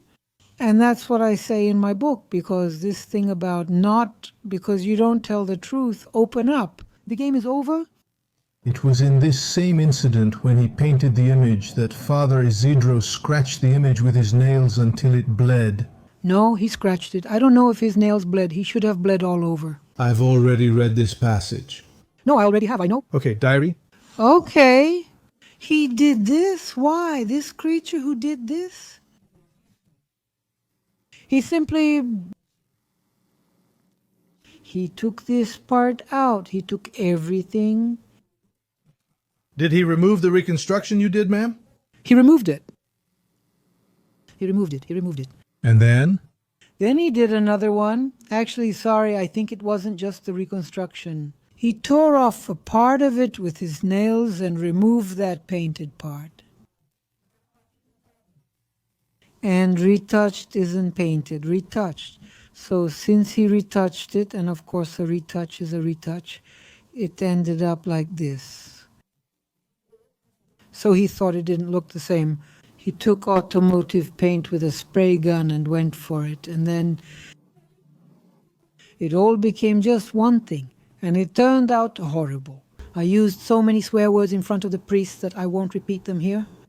So we don't repeat those swear words so we can end this first act. I just wanted to have one more piece of information that I think is very important. Is there beeswax inside the image of Our Lady of Aparecida today? There is beeswax, but I put the beeswax at her base. But after Mr. Isidro, Saint Isidro, so to speak, he took everything out and put in something else similar, which I won't remove.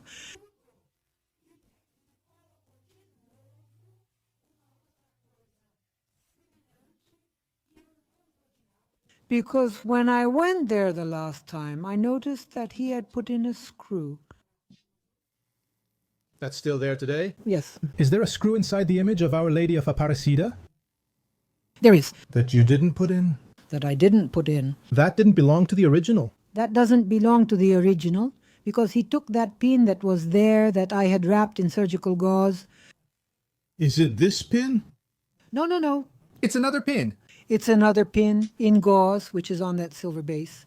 In surgical gauze? In surgical gauze, I put beeswax. I put a bunch of things to keep it, a lot of gauze to keep it soft. That's something that wasn't this thing. It's making noise. That wouldn't offend the image, you know? Did he take off the beeswax you applied, ma'am? He took it off and put a lot of junk back on, cement, sand, everything. I'm not removing it now. It's still there today. Of course. Is it in the bottom of the image? Yes, we decided because I don't do it alone without talking to the priests. In this case, what is it? Let's say the rector, you know? Now, Father Catalfo and I went together with Father Catalfo, whom I found out it was Father Catalfo. Is this something new then? It's new. I said, come here and see something. Because when I sit down, they give me a room just for me. I lock myself in that room. Then I do what I have to do. And I put a white towel here so I can put her on my lap. I was sitting in the armchair. I lay her down. I saw that there were screws. It's not a screw, it's a nut. A nut? I saw her messing with it and asked, what's that? Father Catalfo. Come here. Do you need someone? Come here. I want to do it in front of you. What is this? Maria, I don't know. Give me pliers. I don't carry pliers because I don't need pliers. He came running with pliers. I squeezed it. I said, what did this man do here? What did he use? I didn't have the courage to see what he put on that pin.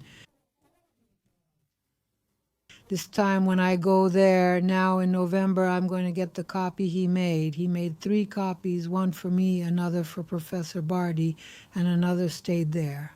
I don't know who understood. I'm going to get his copy and see if I can take it out to see what he put inside. 'Cause I'm not going to touch the original. From what you're telling me, there are some elements in the image, like a screw, a nut. The screw that was there, which she got because she got that silver base. Yes, then she needed the screw. She needed the screw to put it on. There are elements in the image today.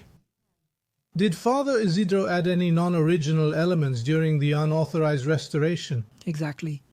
Is there any risk that the image we're seeing today in the sanctuary isn't the one you restored? No. Absolutely. No? No, absolutely. How did you not know you had that pig in there? No, darling, let me tell you, because it's different. She's already been x-rayed, she's already been photographed, because I had her x-rayed after she was restored to show that she's the original. How did you prove that, ma'am? That, well, through the x-ray, you can see all the cuts, all the fractures from that attack? The fractures, exactly. Everything. That's what we usually do with works of art. You have, let's say you want to take an x-ray of a painting to find out what's underneath that painting. You take an x-ray. The x-ray didn't reveal the piglet? No, the x-ray was done on it later. There's no pin, but it doesn't show what's there. It shows a mass, but it doesn't show what's inside, you know? And I think I had it done. I had the x-ray taken without the base like that, if I'm not mistaken. Because Father Isidro kept the image hidden in his room for 11 days. So, and during those 11 days, he danced, had a great time, as the saying goes, right? And that's when he... No chance he took the original image with him? To where? He went to Rio Grande do Sul. What did he go to do in Rio Grande do Sul with the original image? He had a certain fascination with the image, a certain obsession. Yes, I don't know what he did. No, I'm asking if the image... Do it in Rio Grande do Sul, he did it right there. No, the question I'm asking is when he left in 1979, did you find a painted image? Is there any chance that this wasn't the original image? No, absolutely not. No. Why? Look, it was x-rayed again several... Afterwards? Afterwards, you can watch it as many times as you want. I see this here, you know, it's a copy. There's a huge difference. I see her, the material, because I look underneath and everything. I just didn't remove the base because there was no need. I can see that there's that thing. Absolutely not. There's no chance at all. That one is the original. You can have it x-rayed and you'll see. Can I make you an offer? It depends on the offer. Should we take a short break in the second act? Let's do it.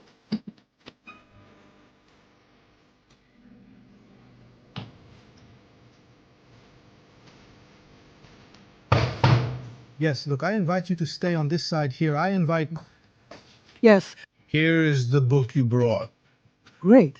Shall we put the picture here? Of course. Would you like to try on the mantle, ma'am? I'd like to see how it looks. Okay, Your little bag is here. just put it here. Oh, look at the snack one. That's great. Yeah. You can open it. I'll open it, but let's put it down first. Ma'am, can you put it there? Yes? Yes, I'll put it. Ah, that's why she asked if I'm allergic to anything, right? He thought I was allergic to us. Not the image, right? Just us. Don't stop. No, honey. The other day, I went to the pharmacy to buy something for allergies, and she said, oh, I'm allergic too. I asked, do you know what you're allergic to? She said, no, it's acute. I said, me too, mine is too. I said, I think I'm allergic to people. She laughed. I said, that's it. There you go. There you go. Let's put her here. Ma'am, please, you can stay over there, okay? Look, there's a little cake here. Let me see what I did there. And there's also, let me see if I'm right. Today it's dulce de leche. Dulce de leche is good. We have a partner who always sends us things called Queijolatra. They only have Brazilian products. They have 2 stores in São Paulo. They always send us stuff, and today they sent us this dulce de leche. Oh, tasty. And there's this little cake too. All right, thank you. Do you want to help yourself? Water, grape juice? And what else? Let me see here. Is there coffee? There is coffee. I want coffee. With sugar? Black. Is life already too sweet? No, life is pretty bitter, but I think it's bitter for everyone, right? Isn't it? But it happens. I think it has bitter moments, sweet moments. Yeah, we have that. We go down, we get out, we go down, we get out. Let me get it, please. Look. Would you like water or juice instead of coffee? No, thank you. With the I'll have some water. I have the impression that this meeting of ours here is a reconciliation. I think so too. Isn't it? I think so too. I'm sure. I was sure about that. Because when you posted that, I said your journalist bandit day. Because I have a grudge against journalists. It's not because for no reason. They twist everything. You say one thing, I don't twist things. I need to defend myself. No, you didn't twist anything. You just revealed it. But still, you created a problem. You created a problem. And I said, But the truth causes problems. I know, unfortunately, but there are certain things.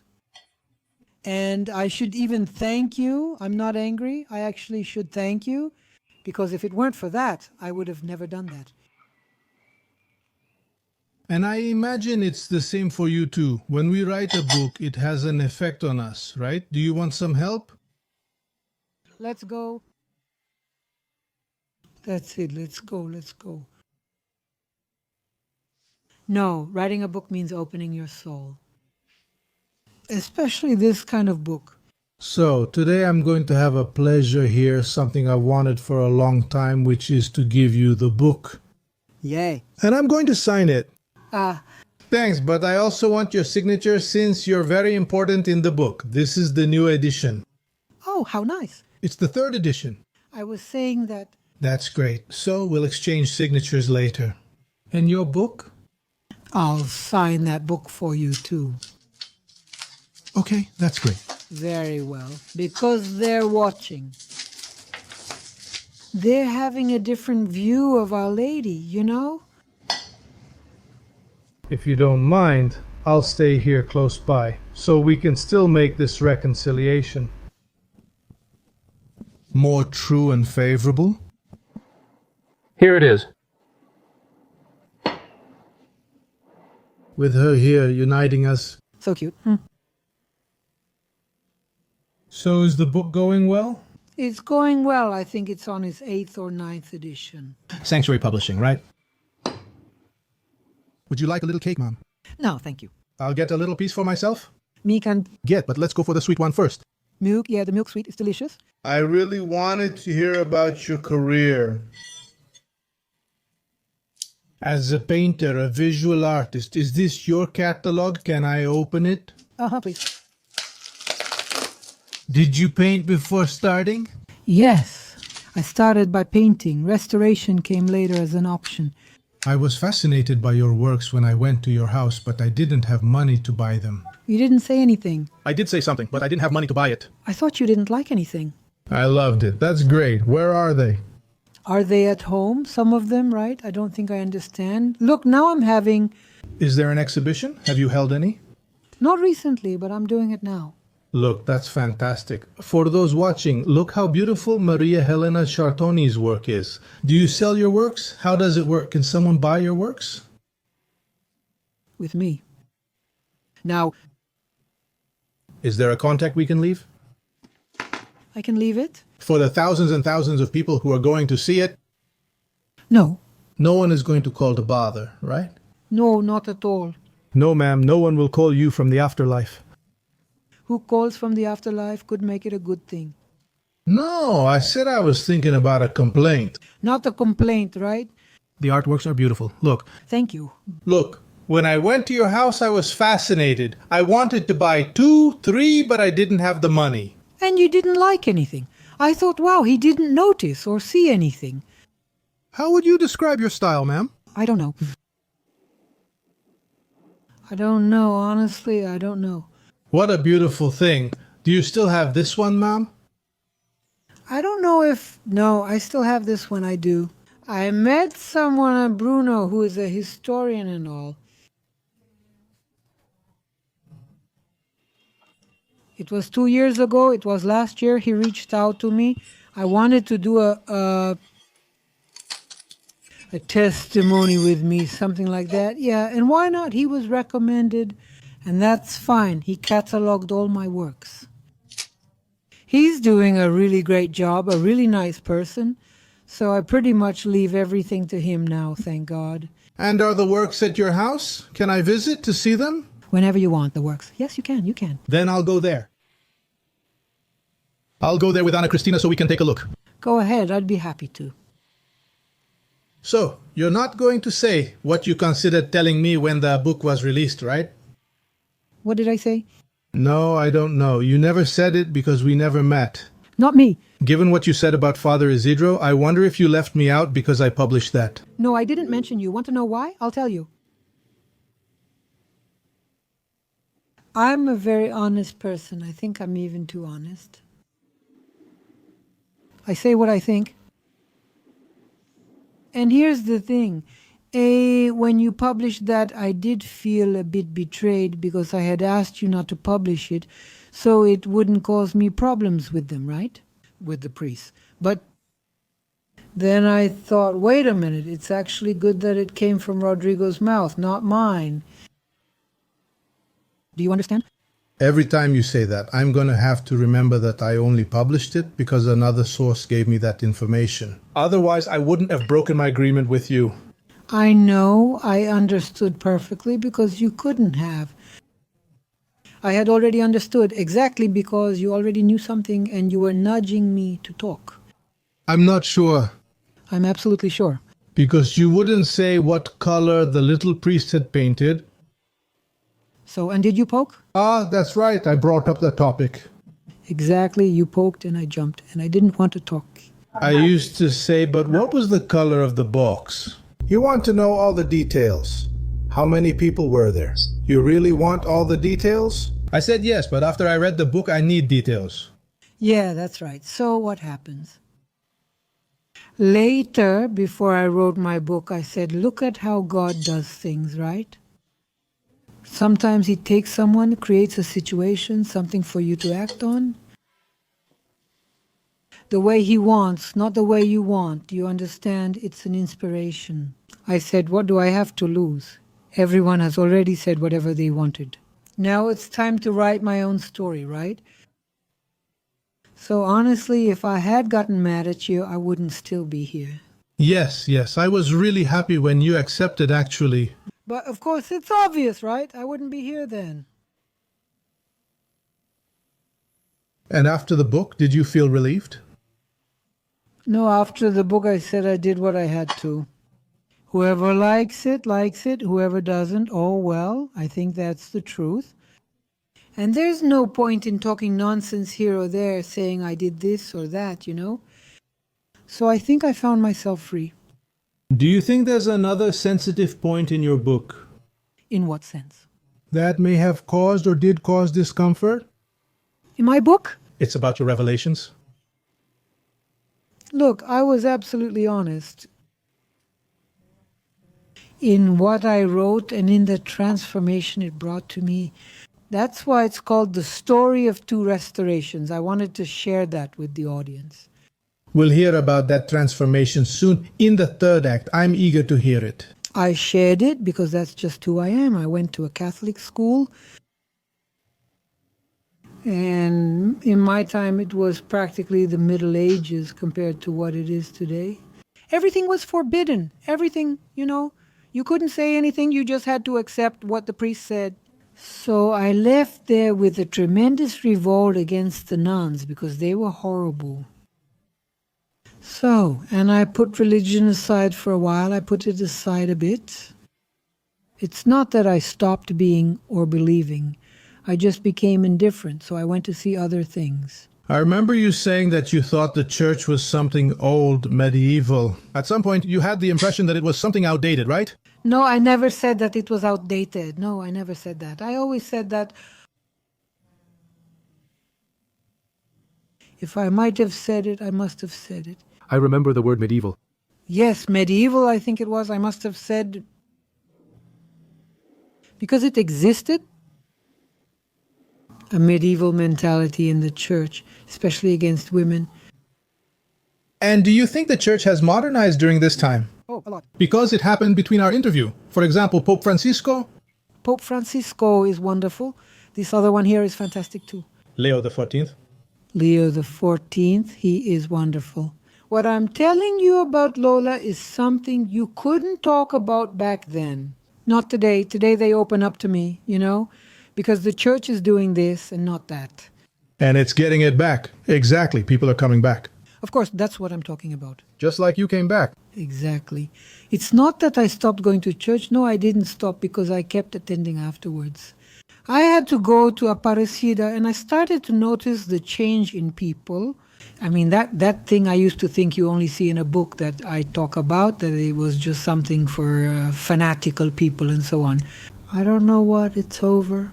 It changed my mind. I mean, I started to see things from a different perspective, you know. My father was Lebanese. He was Maronite. My mother was also of Lebanese descent, and she was Melkite. Because it's a source, I mean, it's, how do you say, it's connected to the Catholic Church. They are different denominations. They are different denominations anyway. So, for example, and I was practically surrounded by these priests. The Catholic Church also came into my life because I studied at a nun school, all that stuff, and they were horrible, you know. You know, the nuns? The nuns were just awful. Rude. Rude, they were jealous, they were, let's say, everything was a sin, everything, you know. Do you understand? I've always had a talent for drawing, for painting. And one day I drew a little bird, so they asked me to make a drawing. And I chose a paradise tree. I copied a bird tree from a book and drew it. I made the drawing, and it turned out beautiful. It wasn't a Bosch tree, not even a Hieronymus Bosch tree. No, it wasn't Hieronymus Bosch. It was a tree, I mean a normal one. I copied it exactly from the photograph, and it turned out beautiful. Modestly speaking, it turned out beautiful. I was what? About 8 or 9 years old. Already painting with oil? No, colored pencils. I was a child, not, you know. Did the nun start with, did you have someone draw for you? No, ma'am, she asked, and I said, no, but I can make another one for you right now if you want. As if you weren't capable. Exactly. So she had no choice but to give me a 10, you know? Those little things hurt me. And did they distance you from the church? And they distanced me from the church. I said, geez, but these people are stupid. Why can't I draw? And I didn't draw by copying, you know? Because I've always had a knack for drawing. That's why I started studying painting after the drawing class. Well, and restoration comes after that. But that was in school with that bad impression from the nuns, you know. The priests, too, that whole thing, always very closed off, and I didn't like it. Later, when I got to know the new Catholic Church through her... Through Our Lady of Aparecida? It's through Our Lady of Aparecida. I said, I'm wrong. It's time for me to rethink my views, you know? Even after I restored her, it was stranger. It's over. That old Maria Helena, the former one, is gone. She left. She doesn't exist anymore. There was no way for you to go back. Will you tell me about this new Maria Helena in the third act? Let's do it. Let's go.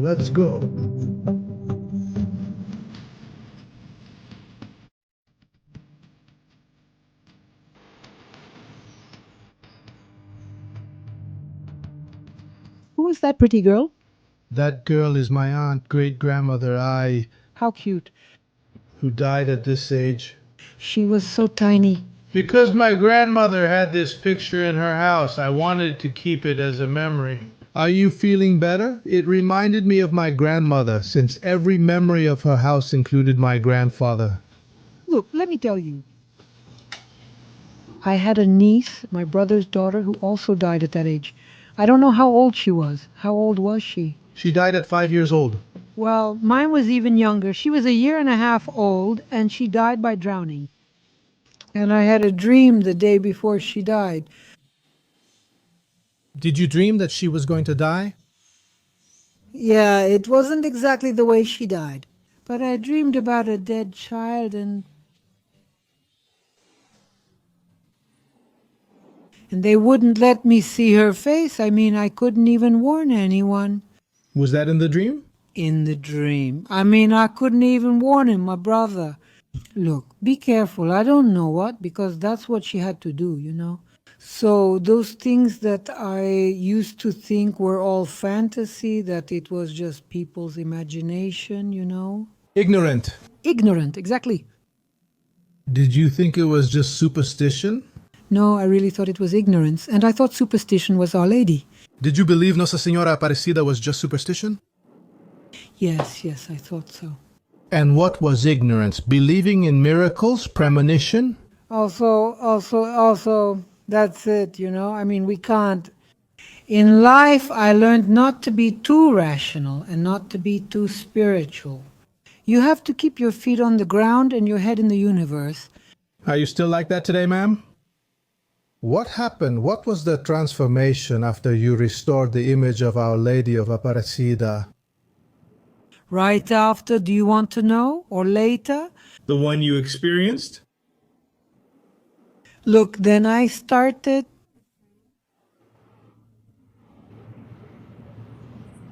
to completely change my mind. Look, I can't think the way I used to anymore because it's wrong. I'm not finding any answers. What was the previous mistaken thinking? Thinking that you have control over everything, thinking a lot of things, you know. Were you too rational? Very rational, and I couldn't find an answer. On the other hand, what people thought was spirituality for me, I couldn't connect with. With that, you know, so formal, so this, so that. And I think my transformation was, that's why I tell you, it restored me little by little. Our Lady? Yes, Our Lady, while I was working with her. It's not like I left there and became a saint, or I don't know, someone who believes in everything. No, it wasn't like that. It happened little by little.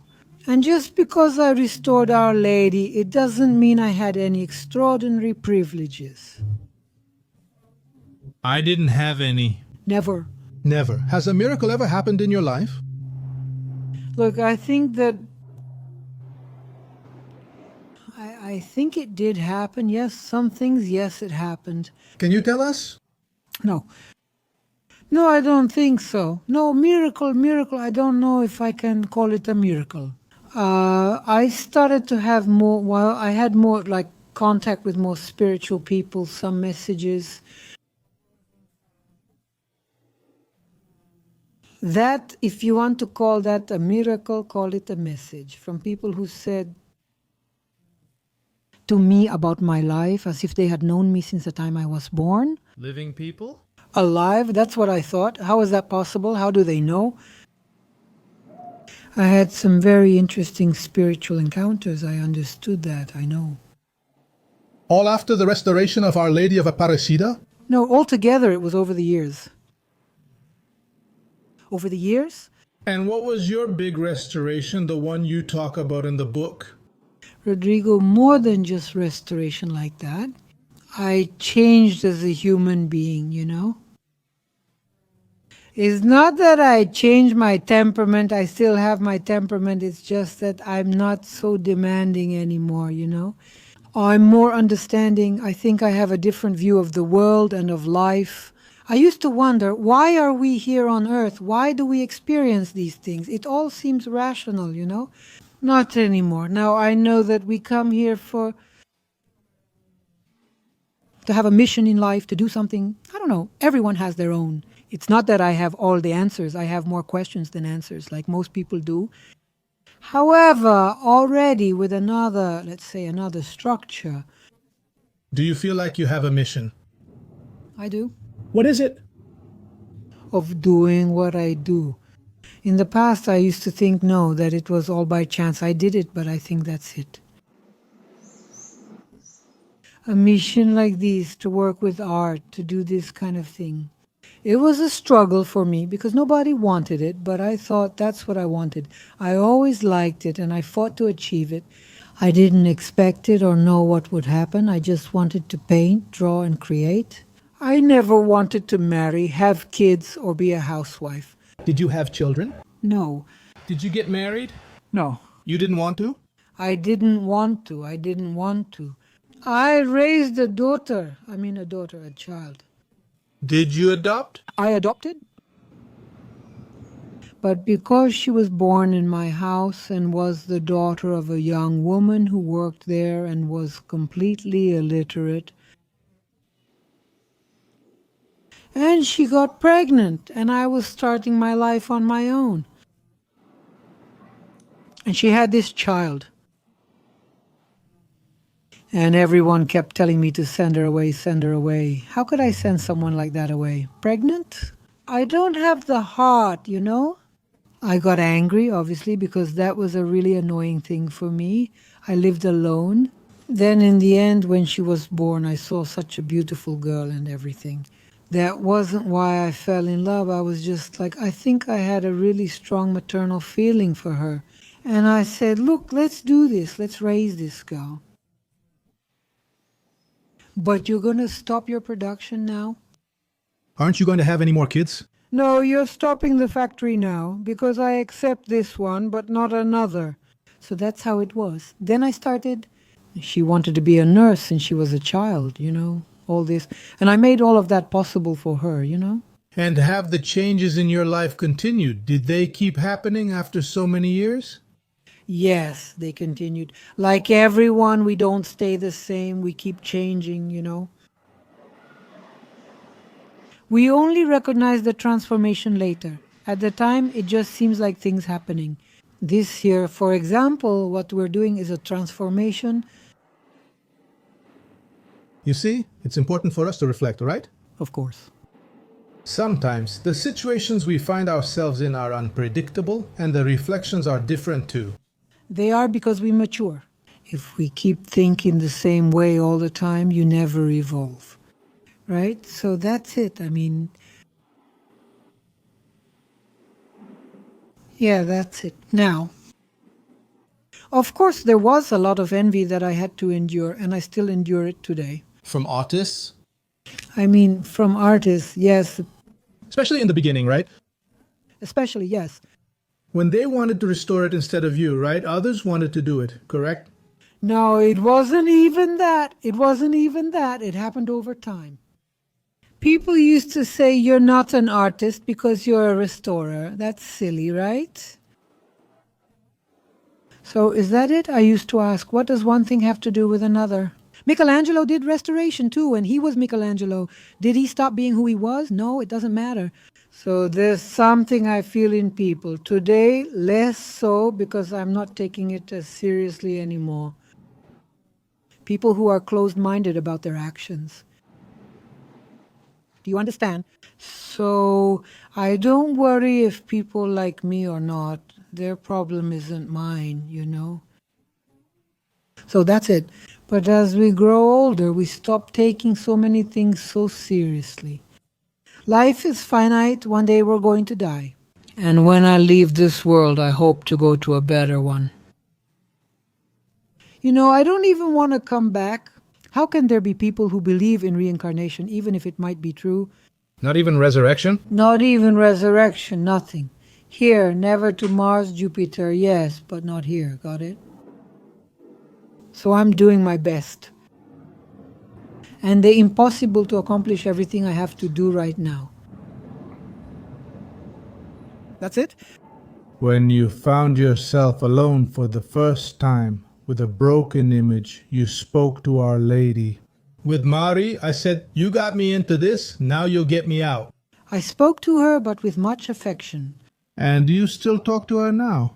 I keep talking to her every day, all the time. I come home, greet Mom, ask how she is. I leave, say hi, ask for protection, and share my plans. I talk to her all the time. Does she answer? Look, obviously she doesn't answer with words, but I've had a lot of deliverance that she gave me. The book also covers the robbery at my home and more. I don't know what else. What happened? What happened?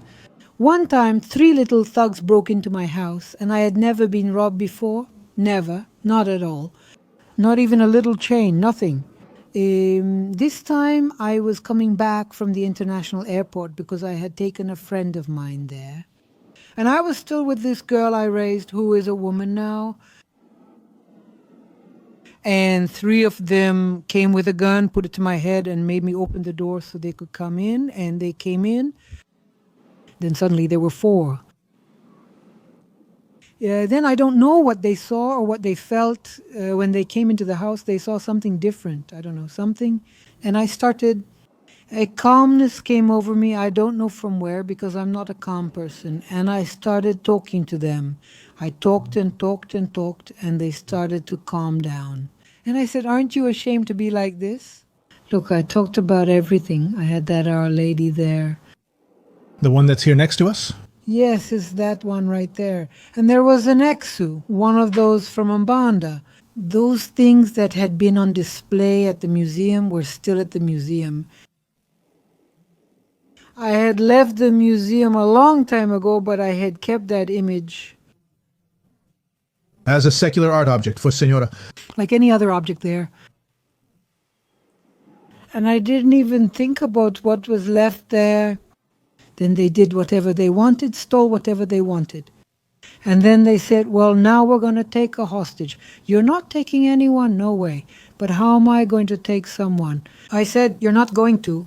If you want to shoot us, you can shoot, but you have to kill all 3 of us. You were the one saying that. I said it along with the other 2. Who were the other 2? The 2 were the girl and the mother who were with me. You have to kill all 3. Now, if you do that, the neighbors will hear and they'll call the police. You're afraid of the police, they'll hear. You can shoot, you can start now, it's safe, just like that, strong.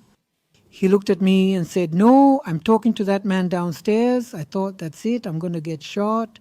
Who was the man? That's right, the man was Exu. He took the revolver and bowed with the handle of the revolver in front of Exu. And at that moment I asked him, well, do you believe in that? Of course, Auntie. I'm the son of one of them. I said it right away. It just came to me. I said it. If you believe in him, you should also believe in Our Lady of Aparecida. Of course, I'm a devotee. He kissed Our Lady there. Did you say you had restored the statue? I didn't say anything. He went there, greeted her. I said, so are you going now? He said, Auntie, we're leaving now, but if you call the police, we'll come back and kill you. I said, I hate the police more than you do. Go with God. Then they left. When they left, I collapsed. Really? Then I collapsed. Do you still go every year for 47 years? Once a year you go there to take care of the image of Our Lady of Aparecida? Yeah, it was less than 47. Because I didn't go right away. I went later because I saw that they were handling her. They handed it over to people who had no ability to restore anything. They'd grab a toothbrush and do the cleaning. They gave it to the little nun, and it stayed that way for years. Until one day I said, wait. I have some nun friends from Freguesia do who are very close to me. They saw these things and told me about them. And I would say, wow, is that even possible? Then one fine day, I went up to the priest, I think it was Father Jadir, if I'm not mistaken. I went there to do some work, I don't remember what it was. And I went to mess with it, so... They called me, but I honestly can't recall how it happened. Then I said, listen, guys, oh no, because they had made her mold and it got stained. So 3 times I had to fix her patina. The 3rd time I said, guys, I can't take it anymore. I'm telling you, if you want to make molds, give them to competent people, not just anyone. I know people who make molds. I realized it was pointless, so I said, let's do this. So I don't keep wasting time coming every time to fix her. There will come a time when there won't be a way anymore.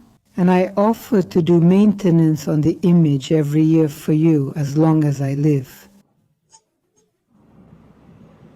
Is that okay? They agreed, and that's how it was. But they didn't call me every year. It's only been this way for a few years. It took them time to accept it, but at least I had control. Look, I've been studying the history of Aparecida for almost 15. I have a very interesting impression, which I think is very beautiful, that priests succeed the fishermen. Yes. You are Silvana de Rocha's successor. Who is Silvana de Rocha? The mother of the fisherman. The fisherman's mother, maybe. It took them a while to figure that out. I mentioned in the book that Silvana de Rocha was the first one who took care of it. That's true. I didn't know it was her. She was the first guardian of the image, and you are the guardian today. Yeah, I think so. Did you ever save the image? Several times. It wasn't just once. And you still take care of her to this day. And I do. But I feel cared for by her too. For me, it's a pleasure. I wouldn't say I'm jealous because I'm not, but I think it's my responsibility, or rather, what responsibility? It's my duty to keep taking care of her so that she can be a support for so many people, you know? If she chose me, she must have her reasons, right? So I can't. After what I did, I won't feel good, and I won't be able to live if I see that someone ruined her. Thank you very much. You're welcome. And thank you for coming. Thank you, Rodrigo. Are we friends now? Forever. All right, then. Thank you very much.